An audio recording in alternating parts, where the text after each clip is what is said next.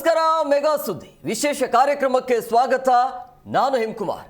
ಗಗನಯಾನಿ Sunita Williams ಯಾವಾಗ ವಾಪಸ್ ಭೂಮಿಗೆ ಮರಳುತ್ತಾರೆ ಅಂತೇಳಿ ಕಳೆದ 9 ತಿಂಗಳಿಂದ ಎಲ್ಲರೂ ಕೂಡ ಪ್ರಾರ್ಥನೆಯಲ್ಲಿ ಮುಳುಗಿದ್ರು.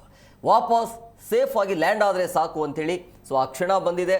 ಸೊ ಈಗ ಸುನೀತಾ ವಿಲಿಯಮ್ಸ್ ಅಂದರೆ ಕೇವಲ 8 ದಿನಕ್ಕಾಗಿ ಒಂದು ಕಾರ್ಯಾಚರಣೆಗಾಗಿ ಬಾಹ್ಯಾಕಾಶ ಅಂದರೆ ಅಂತಾರಾಷ್ಟ್ರೀಯ ಬಾಹ್ಯಾಕಾಶ ನಿಲ್ದಾಣಕ್ಕೆ ತೆರಳುತ್ತಾರೆ. ಇದ್ದಕ್ಕಿದ್ದಾಗೆ ಅಂತರಿಕ್ಷ ನೌಕೆಯಲ್ಲಿ ತಾಂತ್ರಿಕ ದೋಷ ಕಂಡು ಬರುತ್ತೆ. ಸೊ ಹಂಗಾಗಿ ಅಲ್ಲೇ ಉಳಿಯುವಂಥ ಪರಿಸ್ಥಿತಿ ಎದುರಾಗುತ್ತೆ. ಅಲ್ಲಿಂದ 1 ವಾರ ಅಂಥೇಳಿ 9 ತಿಂಗಳುಗಳ ಕಾಲ ಅಲ್ಲೇ ದಿನಗಳನ್ನು ಕಳೆಯುವಂಥ ಪರಿಸ್ಥಿತಿ ಎದುರಾಗುತ್ತೆ. ಸಹಜವಾಗಿ ವಾಪಸ್ ಸೇಫ್ ಆಗಿ ಲ್ಯಾಂಡ್ ಆಗ್ತಾರೆ ಇಲ್ಲ ಅನ್ನುವಂಥ ಕುತೂಹಲ ಇತ್ತು. ಈಗ ಸೇಫ್ ಆಗಿ ವಾಪಸ್ ಅಂತೂ ಲ್ಯಾಂಡ್ ಆಗಿದ್ದಾರೆ. ಆದರೆ ಈಗಿರುವಂಥದ್ದು ಅಲ್ಲಿ ಕಳೆದ 9 ತಿಂಗಳಿಂದ ಏನೆಲ್ಲ ಆಗಿರಬಹುದು, ಏನೆಲ್ಲ ಸಂಶೋಧನೆ ಮಾಡಿರಬಹುದು, ಎದುರಿಸಿರುವಂಥ ಸವಾಲುಗಳೇನು, ಸಂಪರ್ಕ ಹೇಗಿರುತ್ತೆ, ಟೀಮ್ ಯಾವ ರೀತಿಯಾಗಿ ವರ್ಕ್ ಮಾಡಿರುತ್ತೆ, ಜೊತೆಗೆ ಎಲ್ರಿಗೂ ಕೂಡ ಕುತೂಹಲ ಇರುತ್ತೆ. ಸೊ ವಾಪಸ್ ಆದ ನಂತರ ಮುಂದೆ ಏನು, ಯಾವ ರೀತಿಯಾಗಿ ಸವಾಲುಗಳಿರುತ್ತೆ ಅಂತೇಳಿ. ಈಗ ಬಂದ ತಕ್ಷಣ ನೇರವಾಗಿ ಮನೆಗಂತೂ ಕಳಿಸೋದಿಲ್ಲ, ಕ್ವಾರಂಟೈನ್ಗೆ ಇರಬೇಕಾಗತ್ತೆ. ಸೊ ಅದು ಎಷ್ಟು ದಿನಗಳ ಕಾಲ ಅವಕಾಶ ಇರುತ್ತೆ, ಎಷ್ಟು ದಿನ ಜೊತೆಗೆ ವಾಪಸ್. ಈಗ ನಾರ್ಮಲ್ ಆಗಿ ಮನುಷ್ಯನ ಥರ ಇರಬೇಕು ಅಂದರೆ ಕೆಲವೊಂದಿಷ್ಟು ಸಮಯ ಬೇಕಾಗುತ್ತೆ. ಇದೆಲ್ಲವೂ ಕೂಡ ಚಾಲೆಂಜ್ ಇದೆ. ಇದೆಲ್ಲವೂ ಹೇಗೆ ಇರುತ್ತೆ, ಜೊತೆಗೆ ಪ್ರಮುಖವಾಗಿ ಕೆಲಸ ಮಾಡಿರುವಂಥ ಸ್ಪೇಸ್ ಎಕ್ಸ್ ಇದೆಯಲ್ಲ ಅದರ ಕಾರ್ಯಾಚರಣೆ ಹೇಗಿತ್ತು, ಎಲ್ಲದರ ಬಗ್ಗೆ ಚರ್ಚೆ ಮಾಡ್ತೀವಿ. ಇದೆ ಇವತ್ತಿನ ವಿಶೇಷ. ಭೂಮಿಗೆ ಸುನೀತಾ ಬಾಹ್ಯಾಕಾಶವಾಸ ಅಂತ್ಯ.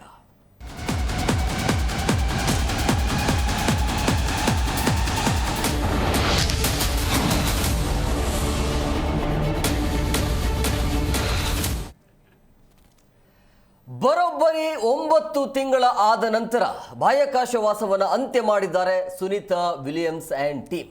ನಿಜವಾಗ್ಲೂ ಕೂಡ ಎಲ್ಲರೂ ಪ್ರಾರ್ಥನೆಯಲ್ಲಿ ಮುಳುಗಿದ್ರು. ಏನಾಗುತ್ತೋ ಏನೋ ಗೊತ್ತಿಲ್ಲ ಅಂತೇಳಿ 1 ವಾರಕ್ಕಂತೇಳಿ ಹೋಗಿದ್ರು. ಆದರೆ ಈ ರೀತಿಯ ಸಮಸ್ಯೆ ಎದುರಾದಾಗ ಹಿಂಗಾಗಿದೆ. ಸುರಕ್ಷಿತವಾಗಿ ಭೂಮಿಗೆ ಬಂದಿದ್ದಾರೆ ಸುನೀತಾ ಆ್ಯಂಡ್ ಟೀಮ್. ಸೊ ಭೂಮಿಗೆ 4 ಗಗನಯಾತ್ರಿಗಳು ಈಗ ವಾಪಸ್ ಆಗಿದ್ದಾರೆ. ಅಮೆರಿಕದ ಫ್ಲೋರಿಡಾದಲ್ಲಿ ಬಂದಿಳಿದಿದ್ದಾರೆ. ಬಾಹ್ಯಾಕಾಶ ನಿಲ್ದಾಣದಲ್ಲಿ ಎಲ್ರಿಗೂ ಕೂಡ ಕುತೂಹಲ ಇರುತ್ತೆ, ಅಲ್ಲಿ ಏನು ಮಾಡ್ತಿರ್ಬೋದು, ಏನು ಮಾಡ್ತಾರೆ ಅಂಥೇಳಿ. ವಾಪಸ್ ಆದ ಬಳಿಕ ಗಗನಯಾನಿಗಳಿಗೆ ಏನೆಲ್ಲ ಸಮಸ್ಯೆ ಇರುತ್ತೆ ಅನ್ನುವಂಥದ್ದು. ಬಾಹ್ಯಾಕಾಶ ನಿಲ್ದಾಣಕ್ಕೆ ಸುನೀತಾ ಹೋಗಿದ್ಯಾಕೆ ಅಂದರೆ ಅಲ್ಲಿ ಸೈಂಟಿಸ್ಟ್ ಅಂತ ಹೇಳಿದ್ರೆ ಅವರ ಕಾರ್ಯಾಚರಣೆ ಮಾಡಲಿಕ್ಕೆ ಹೋಗಿರ್ತಾರೆ. ಸೊ ಬಾಹ್ಯಾಕಾಶದಲ್ಲಿ ಗಗನಯಾನಿಗಳ ಜೀವನ ಹೇಗಿರುತ್ತೆ, ಪ್ರಮುಖವಾಗಿ ಈಗ 9 ತಿಂಗಳ ಕಾಲ ಫ್ಯಾಮಿಲಿ ಜೊತೆ ಹೇಗೆ ಸಂಪರ್ಕ ಇರುತ್ತೆ, ಫುಡ್ ಅಂತ ಬಂದಾಗ ಆಹಾರ ವ್ಯವಸ್ಥೆ ಯಾವ ರೀತಿಯಾಗಿರುತ್ತೆ, ಟೀಮ್ ಯಾವ ರೀತಿಯಾಗಿ ವರ್ಕ್ ಮಾಡಿರುತ್ತೆ, ಎಕ್ಸ್ಕ್ಲೂಸಿವ್ ದೃಶ್ಯಾವಳಿಯನ್ನು ಕೂಡ ನೀವು ಗಮನಿಸ್ತಾ ಇದ್ರಿ. ಅಲ್ಲಿಂದ ಬಾಹ್ಯಾಕಾಶದಿಂದ ಸೇಫ್ ಆಗಿ ಲ್ಯಾಂಡ್ ಆಗ್ತಾ ಇರುವುದನ್ನು ಕೂಡ ನೀವು ಗಮನಿಸ್ತಾ ಇದ್ರಿ. ಈ ಕ್ಷಣವನ್ನು ಇಡೀ ಭಾರತದಾದ್ಯಂತ ಎಲ್ಲರೂ ಕೂಡ ಕಾತುರದಿಂದ ಕಾಯ್ತಾ ಇದ್ರು. ಆ ಕ್ಷಣ ಬಂದಿದೆ. ಸೇಫ್ ಆಗಿ ಅಂತೂ ಲ್ಯಾಂಡ್ ಆಗಿದ್ದಾರೆ. ಬಟ್ ಮುಂದೆ ಸಾಕಷ್ಟು ಸಮಸ್ಯೆಗಳು ಕೂಡ ಇರ್ತವೆ. ಇದೆಲ್ಲದರ ಬಗ್ಗೆ ಸುದೀರ್ಘವಾಗಿ 1 ಗಂಟೆಗಳ ಕಾಲ ನಾವು ನಿಮ್ಮ ಜೊತೆಯಲ್ಲಿ ಇರ್ತೀವಿ. ಏನೆಲ್ಲ ಆಗುತ್ತೆ, ಮುಂದೆ ಏನೆಲ್ಲ ಮಾಡಬಹುದು ಅಂತೇಳಿ. ಈ ಬಗ್ಗೆ ಮಾತನಾಡೋದಕ್ಕೆ ಅತಿಥಿಯವರು ಜಾಯ್ನ್ ಆಗಿದ್ದಾರೆ. ನಾನು ಅವ್ರನ್ನ ಕಾರ್ಯಕ್ರಮಕ್ಕೆ ವೆಲ್ಕಮ್ ಮಾಡ್ತೀನಿ. ಮೊದಲನೇದಾಗಿ ಭರತ್ ಎಜೆ, ಸ್ಥಾಪಕ ನಿರ್ದೇಶಕರು young innovators education service private limited. Sir, ಕಾರ್ಯಕ್ರಮಕ್ಕೆ ಆತ್ಮೀಯವಾದಂಥ ಸ್ವಾಗತ. Thank you. ಇನ್ನು ಹಾಗೆಯೇ doctor BR Guruprasad, director, Jawaharlal Nehru ತಾರಾಲಯ ಡೈರೆಕ್ಟರ್ಗಳಿಂದ. ಸರ್, ಕಾರ್ಯಕ್ರಮಕ್ಕೆ ಆತ್ಮೀಯವಾದಂಥ ಸ್ವಾಗತ. ಗುರುಪ್ರಸಾದ್ ಸರ್, ನಿಜವಾಗ್ಲೂ ಕೂಡ ಹೆಮ್ಮೆಯ ಕ್ಷಣ ಇದು. 1 ವಾರ ಕಾರ್ಯಾಚರಣೆ ಅಂತೇಳಿ ಹೋಗಿರ್ತಾರೆ. ಆದರೆ ಇದ್ದಕ್ಕಿದ್ದಾಗೆ ತಾಂತ್ರಿಕ ದೋಷದಿಂದಾಗಿ ಸಮಸ್ಯೆಯನ್ನು ಎದುರಿಸಿ 9 ತಿಂಗಳ ಆದ ನಂತರ ಈಗ ಸೇಫ್ ಆಗಿ ಲ್ಯಾಂಡ್ ಆಗಿದ್ದಾರೆ. ಏನು ಹೇಳ್ತೀರಿ ಸರ್? ಖಂಡಿತ ಇದು ಸೇಫ್ ಆಗಿ ಅಂತ ಹೇಳಿದ್ರೆ ನಾವು ಸುರಕ್ಷಿತವಾಗಿ ಭೂಮಿಗೆ ಮರಳಿ ಬಂದಿದ್ದಾರೆ ಸುನೀತಾ ವಿಲಿಯಮ್ಸ್ ಅವರು. ಇದು ಎಲ್ರಿಗೂ ಸಂತೋಷ ತರೋ ವಿಚಾರ. ಅಂತರಿಕ್ಷದಲ್ಲಿ ಉತ್ಸಾಹವುಳ್ಳ ಎಲ್ಲ ಜನರಿಗೂ ಕೂಡ, ಅದರಲ್ಲೂ ಭಾರತೀಯರಿಗೆ 140 ಕೋಟಿ ಭಾರತೀಯರಿದ್ದಾರಲ್ಲ ಅವರಿಗೆ ಇದು ಖಂಡಿತ ಸಂತಸ ತರುತ್ತೆ. ಸುನೀತಾ ವಿಲಿಯಮ್ಸ್ ಅವರು ಭಾರತದ ಪುತ್ರಿ. ನೆನ್ನೆ ಪ್ರಧಾನಿಯವರು ಇದನ್ನು ಟ್ವೀಟ್ ಮಾಡಿದ್ದಾರೆ. ಹಾಗಾಗಿ ಈ 8 ದಿನದ ಪಯಣಕ್ಕೆ ಅಂತರಿಕ್ಷ ಪಯಣಕ್ಕೆ ಹೋದಂತಹ ಸುನೀತಾ ವಿಲಿಯಮ್ಸ್ ಅವರು 286 ದಿನಗಳ ಕಾಲ ಅಲ್ಲಿ ಉಳಿಯುವಂತಹ ಪ್ರಮೇಯ ಬಂತು. ಯಾಕಪ್ಪ ಇದು ಬಂತು ಅಂದರೆ ಅವರು ಅಂತರಿಕ್ಷಕ್ಕೆ ತೆರಳಿದಂತಹ ಸ್ಟಾರ್ ಲೈನರ್ ಅನ್ನುವಂತಹ ಒಂದು ನೌಕೆಯಲ್ಲಿ ತಾಂತ್ರಿಕ ದೋಷ ಪ್ರಮುಖವಾದದ್ದು ಕಂಡು ಬಂದಿದ್ದರಿಂದ. ಏನು ಮಾಡ್ತಾ ಇದ್ರು, ನೀವೇ ಇವಾಗ ಹೇಳ್ತಾ ಇದ್ರಿ ಅಂತರಿಕ್ಷದಲ್ಲಿ ವಾಸ ಮಾಡೋದು ಯಾಕೆ ಮಾಡ್ತಾರೆ ಏನು ಅಂತ. ಸುನೀತಾ ವಿಲಿಯಮ್ಸ್ ಅವರು ಸ್ಟಾರ್ ಲೈನರ್ ನೌಕೆಯಲ್ಲಿ ತಮ್ಮ ಸಹೋದ್ಯೋಗಿ ಬುಚ್ ವಿಲ್ಮೋರ್ ಅವರ ಜೊತೆ ತೆರಳಿದ್ದು ಅಂತರಿಕ್ಷಕ್ಕೆ. ಯಾಕಪ್ಪ ಅಂದರೆ ಈ ಒಂದು ನೌಕೆನ ಪರೀಕ್ಷಿಸುವುದಕ್ಕಾಗಿ, ಅಂತರಿಕ್ಷಕ್ಕೆ ಅದು ಹೋಗಿ ಅಂತರಿಕ್ಷದಿಂದ ಯಾವ ರೀತಿ ವಾಪಸ್ ಬರುವಾಗ ಸುರಕ್ಷಿತವಾಗಿರುತ್ತೆ ಇಲ್ಲವೇ ಇದರಲ್ಲಿ ಅನ್ನೋದನ್ನು ಪರೀಕ್ಷಿಸುವುದಕ್ಕಾಗಿ. ಹಾಗಾದ್ರೆ ಒಂದು ವಾರ ಅದೇ ನೌಕೆಯಲ್ಲಿ ಇರೋವಂತಹ ಒಂದು ಉದ್ದೇಶ ಇತ್ತಾ? ಇಲ್ಲ. ಆ ನೌಕೆ ಅಂತರಿಕ್ಷಕ್ಕೆ ತೆರಳಿದ ನಂತರ 400 ಕಿಲೋಮೀಟರ್ ಎತ್ತರದಲ್ಲಿ ಇಂದು ಭೂಮಿಯನ್ನು ಸುತ್ತುತ್ತಿರುವಂತಹ ಅಂತಾರಾಷ್ಟ್ರೀಯ ಅಂತರಿಕ್ಷ ನಿಲ್ದಾಣ ಅಥವಾ ಇಂಟರ್ನ್ಯಾಷನಲ್ ಸ್ಪೇಸ್ ಸ್ಟೇಷನ್ ಅಥವಾ ISS ಅಂತ ಸಂಕ್ಷಿಪ್ತವಾಗಿ ಆ ಒಂದು ಬೃಹತ್ ನೌಕೆನ ಕೂಡಿಕೊಳ್ಳುವಂತಹ ಒಂದು ಕಾರ್ಯಕ್ರಮ ಇತ್ತು. ಕೂಡ್ಕೊಳ್ತು. ಆದರೆ ಆ ಕೂಡ್ಕೊಳ್ಳೋಕೆ ಮುಂಚೆನೇ ಅದಕ್ಕೆ ಸಾಕಷ್ಟು ತಾಂತ್ರಿಕ ತೊಂದರೆ ಕಂಡು ಬಂದಿದ್ದರಿಂದ ಅದರಲ್ಲಿ ಪುನಃ ಅಂತಾರಾಷ್ಟ್ರೀಯ ಅಂತರಿಕ್ಷ ನಿಲ್ದಾಣದಿಂದ ಬೇರ್ಪಟ್ಟು ಅದೇ ಸ್ಟಾರ್ ಲೈನರ್ ನೌಕೆನಲ್ಲಿ ಭೂಮಿಗೆ ಇವರಿಬ್ಬರನ್ನ ಕರೆತರೋ ಧೈರ್ಯ ನಾಸಾಗೆ ಬರಲಿಲ್ಲ. ಹಾಗಾಗಿ ಅವರು ಅಲ್ಲೇ ಉಳಿಯಬೇಕಾಯಿತು. ಆದರೆ ಈ ನೌಕೆ ಸ್ಟಾರ್ ಲೈನರ್ ನೌಕೆನ ಯಾವ ಗಗನಯಾತ್ರಿನೂ ಇಲ್ಲದೆ ಇಳಿಸಿದ್ರು. ಆದರೆ ವಿಪರ್ಯಾಸ ಅಂದರೆ ಏನೂ ತೊಂದರೆ ಇಲ್ಲದೆ ಅದು ಇಳೀತು. ಇವರು ಬಂದಿದ್ರು ಏನೂ ಆಗ್ತಿರಲಿಲ್ಲ ಅನ್ಸುತ್ತೆ. ಆದರೆ ಆ ಒಂದು ಕಾನ್ಫಿಡೆನ್ಸು, ಆ ಒಂದು ಭರವಸೆ ಅವರಿಗೆ ಇರಲಿಲ್ಲ. ಹೀಗಾಗಿ ಅಂತರಿಕ್ಷದಲ್ಲೇ, ಅದರಲ್ಲೂ ಅಂತಾರಾಷ್ಟ್ರೀಯ ಅಂತರಿಕ್ಷ ನಿಲ್ದಾಣ ಅನ್ನುವಂತಹ ಫುಟ್ಬಾಲ್ ಫೀಲ್ಡ್ನಷ್ಟು ದೊಡ್ಡದಾದ ಅಂತರಿಕ್ಷ ನೌಕೆಯಲ್ಲಿ ಸುಮಾರು 286 ದಿನಗಳ ಕಾಲ ಸುನೀತಾ ವಿಲಿಯಮ್ಸ್ ಅವರು ತಮ್ಮ ಸಹೋದ್ಯೋಗಿ ಬುಚ್ ವಿಲ್ಮೋರ್ ಅವರ ಜೊತೆ ವಾಸಿಸಬೇಕಾಯಿತು. ಈಗಾಗಲೇ ಅಲ್ಲಿ ಕೆಲವು ಗಗನಯಾತ್ರಿಗಳಿದ್ರು, 5, 7 ಈ ರೀತಿ. ನಿನ್ನೆ ಹಂಗೆ ನೋಡೋಕೆ ಹೋದರೆ ಅಲ್ಲಿ 11 ಜನ ಗಗನಯಾತ್ರಿಗಳಿದ್ರು. ಸುನೀತಾ ವಿಲಿಯಮ್ಸ್ ಅವರಿದ್ದ ನೌಕೆ ಬೇರ್ಪಡೋದಕ್ಕೆ ಮುಂಚೆ ಸುನೀತಾ ವಿಲಿಯಮ್ಸ್ ಅವ್ರನ್ನೂ ಸೇರಿಸಿ 11 ಜನ ಇದ್ದರು. ಇವತ್ತು ಕೂಡ 7 ಜನ ಅಂತಾರಾಷ್ಟ್ರೀಯ ಅಂತರಿಕ್ಷ ನಿಲ್ದಾಣದಲ್ಲಿ ಭೂಮಿಯನ್ನು ಸುತ್ತುತ್ತಿದ್ದಾರೆ. ಇದು ಯಾವ ಒಂದು ವೇಗದಲ್ಲಿ ಸುತ್ತಾ ಇದೆ ಅಂದರೆ ಗಂಟೆಗೆ 28,000 ಕಿಲೋಮೀಟರ್ ವೇಗದಲ್ಲಿ ಸುತ್ತಾ ಇದೆ. ಸುನೀತಾ ವಿಲಿಯಮ್ಸ್ ಅವರು ಕೂಡ ನಿನ್ನೆ ಆ ಅಂತಾರಾಷ್ಟ್ರೀಯ ಅಂತರಿಕ್ಷ ನಿಲ್ದಾಣದಿಂದ ತಾವು ಕುಳಿತ ಕ್ರೂ ಡ್ರ್ಯಾಗನ್ ಅನ್ನುವಂತಹ ನೌಕೆಯನ್ನು ಬೇರ್ಪಡಿಸಿದಾಗ ಅವರ ನೌಕೆ ಕೂಡ ಗಂಟೆಗೆ 28,000 ಕಿಲೋಮೀಟರ್ನಷ್ಟು ವೇಗದಲ್ಲಿ ಧಾವಿಸ್ತಾ ಇತ್ತು. 28,000 ಕಿಲೋಮೀಟರು ಗಂಟೆಗೆ ಅಂದರೆ ನಾವು ಊಹಿಸೋದಕ್ಕೆ ಸಾಧ್ಯನಾ? ಯಾಕಂದರೆ ನಾವು ಬೆಂಗಳೂರಿನ ರಸ್ತೆಯಲ್ಲಿ ಅಥವಾ ಯಾವುದೇ ನಗರಗಳ ರಸ್ತೆಯಲ್ಲಿ, ನಮ್ಮ ನಗರಗಳ ರಸ್ತೆಯಲ್ಲಿ ನಾವು ಆವರೇಜ್ ಸ್ಪೀಡ್ ಅಂತ ಏನು ಹೇಳ್ತೀವಿ, ಸರಾಸರಿ ವೇಗದಲ್ಲಿ ಧಾವಿಸೋದು 30 ಕಿಲೋಮೀಟರ್ ಇರ್ಬೋದು. ಅದಕ್ಕೆ 1000 ಪಟ್ಟು ಹೆಚ್ಚಿರುವಂತಹ ವೇಗದಲ್ಲಿ ಧಾವಿಸ್ತಾ ಇತ್ತು. ಆಮೇಲೆ 16 ಗಂಟೆಗಳ ನಂತರ ನಿನ್ನೆ ಬೆಳಗ್ಗೆ ಮಾರ್ಚ್ 18ನೇ ತಾರೀಕು ಬೆಳಗ್ಗೆ 10:35ಕ್ಕೆ ಇದು ಬೇರ್ಪಡ್ತು. ಈ ನೌಕೆ ಅಂತಾರಾಷ್ಟ್ರೀಯ ಅಂತರಿಕ್ಷ ನಿಲ್ದಾಣದಿಂದ ಈ ಕ್ರೂ ಡ್ರ್ಯಾಗನ್ ಅನ್ನುವಂಥದ್ದು. ಆಮೇಲೆ 16 ಗಂಟೆಗಳ ಕಾಲ ಅದು ಅಲ್ಲೇ ಅಂತರಿಕ್ಷದಲ್ಲೇ ಭೂಮಿಯನ್ನು ಅನೇಕ ಬಾರಿ ಸುತ್ತಿ ಇವತ್ತು ಬೆಳಗಿನ ಜಾವ 2:40 ಸುಮಾರಿಗೆ ರಾಕೆಟ್ ಯಂತ್ರವನ್ನು ಉರಿಸುವ ಮೂಲಕ ಭೂ ವಾತಾವರಣದೊಳಗೆ ಧುಮುಕಿ ಮುಂದಿನ 46 ನಿಮಿಷಗಳಲ್ಲಿ, ಅಂದರೆ ಇವತ್ತು ಬೆಳಗಿನ ಜಾವ 3:27 ನೀರಿನ ಮೇಲೆ ಬಂದು ಫ್ಲಾರಿಡಾದ ಕರಾವಳಿಯಲ್ಲಿ ಬಂದು ಇಳಿದಿದ್ದನ್ನು ನಾನೇ ಸ್ವತಃ ನೋಡಿದ್ದೀನಿ. 2:30 ನಾನು ಗಮನಿಸ್ತಾ ಇದ್ದೆ. ಹೀಗಾಗಿ ಸುನೀತಾ ವಿಲಿಯಮ್ಸ್ ಅವರು 286 ದಿನಗಳ ಕಾಲ ಉಳ್ಕೊಳ್ಳುವಂತಹ ಪ್ರಮೇಯ ಬಂದಿದ್ರೂ ಅವ್ರಿಗೆ ಯಾವ ಅಪಾಯನೂ ಇರಲಿಲ್ಲ ಇಲ್ಲಿ. ಆದರೆ ಅವರು ಅನಿವಾರ್ಯವಾಗಿ ಉಳ್ಕೋಬೇಕಾಗಿ ಬಂತು. ಅವರಿಗೆ ಬೇಕಾದ ಆಹಾರ ಆಗಲಿ, ನೀರಾಗಲಿ, ಬೇರೆ ಎಲ್ಲ ಸೌಲಭ್ಯಗಳಾಗಲಿ, ಗಾಳಿ ಆಗಲಿ, ಯಾವುದಕ್ಕೂ ತೊಂದರೆ ಇರಲಿಲ್ಲ. ಆದರೆ ಅವರು ಅಷ್ಟೊಂದು ದಿನ ಉಳಿಯುವಂತಹ ಪ್ರಮೇಯ ಇರಲಿಲ್ಲ. ಇವಾಗ ಹಿಂದಿರುಗಿ ಬಂದಿದ್ದಾರೆ. ಇದರಿಂದ ಏನೂ ತೊಂದರೆ ಇಲ್ಲ. ಆದರೆ 286 ದಿವಸ ಏನಪ್ಪ ಅವ್ರದ್ದು ಪರಿಸ್ಥಿತಿ, ಸುರಕ್ಷಿತವಾಗಿ ಹಿಂದಿರುಗಿ ಬರ್ತಾರ ಅಂತ ಈ ರೀತಿ ವರದಿಗಳೆಲ್ಲ ಬರ್ತಾ ಇತ್ತು. ಆದರೆ ಸುರಕ್ಷಿತವಾಗಿ ಹಿಂತಿರುಗಿ ಬಂದಿದ್ದಾರೆ. ಹಾಗಾಗಿ ಇದು ಮಾನವ ಸಹಿತ ಅಂತರಿಕ್ಷ ಕ್ಷೇತ್ರದಲ್ಲಿ, ಅಂದರೆ ಹ್ಯೂಮನ್ ಸ್ಪೇಸ್ ಫ್ಲೈಟ್ ಕ್ಷೇತ್ರದಲ್ಲಿ ಒಂದು ಅತ್ಯುತ್ತಮವಾದ ಬೆಳವಣಿಗೆ ಅಂತ ನಾವು ಅಂದ್ಕೋ. ಗುರುಪ್ರಸಾದ್ ಸರ್, ಈಗ ಈ ರೀತಿ ಸಮಸ್ಯೆ ಎದುರಾದಾಗ ನಿಮ್ಗೆ ಅನ್ಸಿತ್ತು ಅಂದರೆ ವಾಪಸ್ ಈ ರೀತಿಯಾಗಿ ಸುರಕ್ಷಿತವಾಗಿ ಬರ್ತಾರ ಅನ್ನುವಂಥ ನಂಬಿಕೆ ಇತ್ತಾ, ಹೇಗೆ ಅಂತೇಳಿ? ಅಂದರೆ ಆತಂಕ ಇತ್ತಾ? ಹಿಂಗಾಯ್ತಲ್ಲ 1 ವಾರ ಅಂಥೇಳಿ ಅಲ್ಲೇ ಸಿಕ್ಕಾಕಿಕೊಳ್ಳುವಂಥ ಪರಿಸ್ಥಿತಿ ಎದುರಾದಾಗ ಆ ಮೂಮೆಂಟಲ್ಲಿ ಏನು ಅನಿಸ್ತು ಅಂಥೇಳಿ? ನೋಡಿ, ವಾಪಸ್ ಬರುವ ಬಗ್ಗೆ ಯಾವುದೇ ಅನುಮಾನ ಇರಲಿಲ್ಲ. ಯಾಕಂದರೆ ಈ ರೀತಿ ವಾಪಸ್ ಬರೋದು ಬಹು ಸಾಮಾನ್ಯ. ಹಾಗಾಗಿ ಆದ್ರೂ ನೀವು ಒಂದು ವಿಚಾರ ತಿಳ್ಕೋಬೇಕು. ಅಂತರಿಕ್ಷದಲ್ಲಿ ನಾವು ಕಾಣುವಂತಹ ವೇಗ, ಅಂತರಿಕ್ಷ ಯಾನಕ್ಕೆ ಸಂಬಂಧಿಸಿದಂತೆ ನಾವು ಕಾಣುವಂತಹ ವೇಗ ಈಗ 28,000 ಕಿಲೋಮೀಟರ್ ಗಂಟೆಗೆ ಅಂತ ಹೇಳಿದೆ.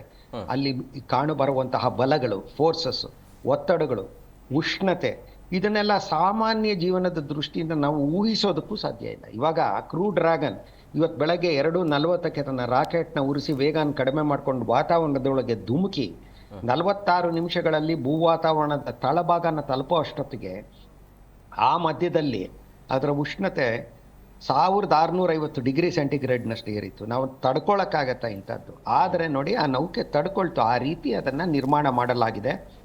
ಆದರೆ ಇದರಲ್ಲಿ ಇದು ವಾಪಸ್ ಬರುವ ವಿಚಾರದಲ್ಲಿ ಏನು ಹೆಚ್ಚಿನ ಆತಂಕ ಇರಲಿಲ್ಲ. ಈ ಆತಂಕ ಉಂಟಾಗಿದೆ, ಇಷ್ಟು ದಿವಸ ಇದ್ರಲ್ಲ, ಈ ವಿಚಾರದಲ್ಲೂ ಏನಾದ್ರು ತೊಂದರೆ ಉಂಟಾಗತ್ತಾ ಅಂತ ಆ ರೀತಿ ಸ್ವಲ್ಪ ಧಾವಂತ ಇರ್ಬೋದೇ ಹೊರತು ಮಾನವರಿಗೆ ಇದರಲ್ಲಿ ಈ ಒಂದು ವಿಧಾನವನ್ನು ಅನುಸರಿಸೋದ್ರಲ್ಲಿ ಇಂಜಿನಿಯರ್ಗಳಿಗೆ ಯಾವುದೇ ಹೆಚ್ಚಿನ ಆತಂಕ ಇರಲಿಲ್ಲ. ಆದರೂ ಅಂತರಿಕ್ಷ ಯಾನ ಅನ್ನೋದನ್ನು ಕೈಗೊಳ್ಳೋದು ಸುಲಭವಾದ ವಿಚಾರ ಅಲ್ಲ. ಇದಕ್ಕೆ ಸಂಬಂಧಿಸಿದಂತೆ ಅನೇಕ ಅನಿಶ್ಚಿತತೆಗಳಿರುತ್ತೆ. ಯಾಕಂದರೆ ಸಾವಿರಾರು ವಿಚಾರಗಳನ್ನು, ಸಾವಿರಾರು ಪರಿಕರಗಳನ್ನು, ಸಾವಿರಾರು ಉಪಕರಣಗಳನ್ನು ಅಂತರಿಕ್ಷ ನೌಕೆಗೆ ಸಂಬಂಧಿಸಿದನ್ನು ಪ್ರತಿಯೊಂದು ತಿಳ್ಕೊಂಡಿರ್ಬೇಕಾಗತ್ತೆ. ಎಲ್ಲೋ ಏನೋ ಒಂದು ಸ್ವಲ್ಪ ತೊಂದರೆ ಆದ್ರೂ ಇದು ಸುಲಭ ಅಲ್ಲ. ಇದನ್ನು ಈ ಸಮಸ್ಯೆನ ಪರಿಹಾರ ಮಾಡ್ಕೊಂಡು ಬರೋದು ಕಷ್ಟ, ತುಂಬ ಕಷ್ಟ ಆಗುತ್ತೆ. ಆ ದೃಷ್ಟಿಯಿಂದ ಅಂತರಿಕ್ಷಯಾನ ಅನ್ನೋದು ಬಹಳ ಸವಾಲಾತ್ಮಕವಾದ ಕೆಲಸ. ಹಾಗಾಗಿ ಅಂತರಿಕ್ಷಯಾನ ಅನ್ನೋದು ಯಾವುದೇ ಧೈರ್ಯವಿಲ್ಲದ ಪುಕ್ಕಲರಿಗೆ ಇದು ಸರಿಯಾದದ್ದಲ್ಲ. ಧೈರ್ಯಶಾಲಿಗಳು ಮಾತ್ರ ಇದನ್ನು ಕೈಗೊಳ್ಳುವಂಥದ್ದು ಅಂತ ಹೇಳೋದಕ್ಕೆ ಇಷ್ಟಪಡ್ತೀನಿ. ಗುರುಪ್ರಸಾದ್ ಸರ್, ಈಗ ಪ್ರಮುಖವಾಗಿ ಈ ಪ್ರೋಸೆಸ್ ಅಂದರೆ ಕರೆತರುವಂಥ ಪ್ರೋಸೆಸ್ ಡಿಲೇ ಆಗಿದ್ದು ಯಾಕಂತ ಅನ್ಸುತ್ತೆ ನಿಮಗೆ? ಅಲ್ಲ ನೋಡಿ, ಇದು ಕರೆತರುವಂತಹ ಒಂದು ಪ್ರಕ್ರಿಯೆ, ಪ್ರಾಸೆಸ್, ಓಕೆ, ಇದು ಯಾಕೆ ಡಿಲೇ ಆಗಿದ್ದು ಅಥವಾ ವಿಳಂಬ ಆಗಿದ್ದು ಅಂದರೆ ನೋಡಿ, ಇವಾಗ 7 ದಿವಸಕ್ಕೆ ಅಂತ ಅವರು ಆ ಸ್ಟಾರ್ ಲೈನರ್ನಲ್ಲಿ ಹೋದರು, ವಾಪಸ್ ಬರೋಕ್ಕಾಗಲಿಲ್ಲ. ಆದರೆ ಅದಕ್ಕೋಸ್ಕರ ಇನ್ನೊಂದು ನೌಕೆನ ಕಳಿಸ್ಬೇಕು ಅಂದರೆ ತುಂಬ ಅದು ದುಬಾರಿ. ಜೊತೆಗೆ ನೀವು ಅಂತರಿಕ್ಷ ಅಂತಲ್ಲಿ ನಾನು ಹೇಳಿದೆ ಅನೇಕ ಸವಾಲುಗಳಿರುತ್ತೆ ಅಂತ. ಇವತ್ತು ಏನೋ ಕಷ್ಟ, ಎಲ್ಲಿಂದಾನೋ ಒಂದು ಹೆಲಿಕಾಪ್ಟರ್ ತಗೊಂಡೋಗಿ ಕರ್ಕೊಂಬಂದ್ಬಿಡ್ತೀನಿ ಅನ್ನೋ ಥರ ಅಲ್ಲ ಅಂತರಿಕ್ಷಕ್ಕೆ ತೆರಳೋದು. ಅಂತರಿಕ್ಷಕ್ಕೆ ತೆರಳೋದು ತುಂಬ ಕಷ್ಟ. ಅನೇಕ ವಾರಗಳ ಕಾಲ ಅದಕ್ಕೆ ತಯಾರಿ ಬೇಕಾಗುತ್ತೆ, ಜೊತೆಗೆ ದುಬಾರಿ ಕೂಡ. ಹೀಗಾಗಿ ನಾಸಾ ತೂಗು ನೋಡ್ತು, ಇವರನ್ನ ತುಂಬ ಕರ್ಕೊಂಬರೋಂತಹ, ಇವ್ರಿಗೆ ಪ್ರಾಣಾಪಾಯ ಆಗುವಂತಹ ಪರಿಸ್ಥಿತಿ ಇದೆಯಾ? ಇಲ್ಲ. ಹೀಗಾಗಿ ಏನು ಮಾಡಿದ್ರು ಅಂದರೆ 6 ತಿಂಗಳು ಅವ್ರು ಅಲ್ಲಿ ಇರಲಿ, ಪರವಾಗಿಲ್ಲ, ಯಾಕಂದರೆ ಅವ್ರಿಗೆ ಅನುಭವ ಇದೆ ಅದು. ಹಾಗಾಗಿ ಅವರನ್ನು ಅಲ್ಲೇ ಉಳಿಯುವಂತೆ ಮಾಡಿದರು 6 ತಿಂಗಳುಗಳ ಕಾಲ. ಆದರೆ 6 ತಿಂಗಳು ಅಂದರೆ ಫೆಬ್ರವರಿ ಅಷ್ಟೊತ್ತಿಗೆ ಕರ್ಕೊಂಬಂದ್ಬಿಡ್ಬೇಕಾಗಿತ್ತು. ಆದರೆ ಸ್ಟಾರ್ ಲೈನರ್ನಲ್ಲಿ ಹೇಗಿದ್ರು ಹೋಗೋದಕ್ಕೆ ಆಗಲ್ಲ, ಅದಾಗಲೇ ವಾಪಸ್ ಬಂದ್ಬಿಟ್ಟಿದೆ. ಅದ್ರ ಬಗ್ಗೆ ಕಾನ್ಫಿಡೆನ್ಸ್ ಅನ್ನೋದು ಇಲ್ಲವೇ ಇಲ್ಲ, ನಾಸಾಗಿ ಇರಲೇ ಇಲ್ಲ. ಹೀಗಾಗಿ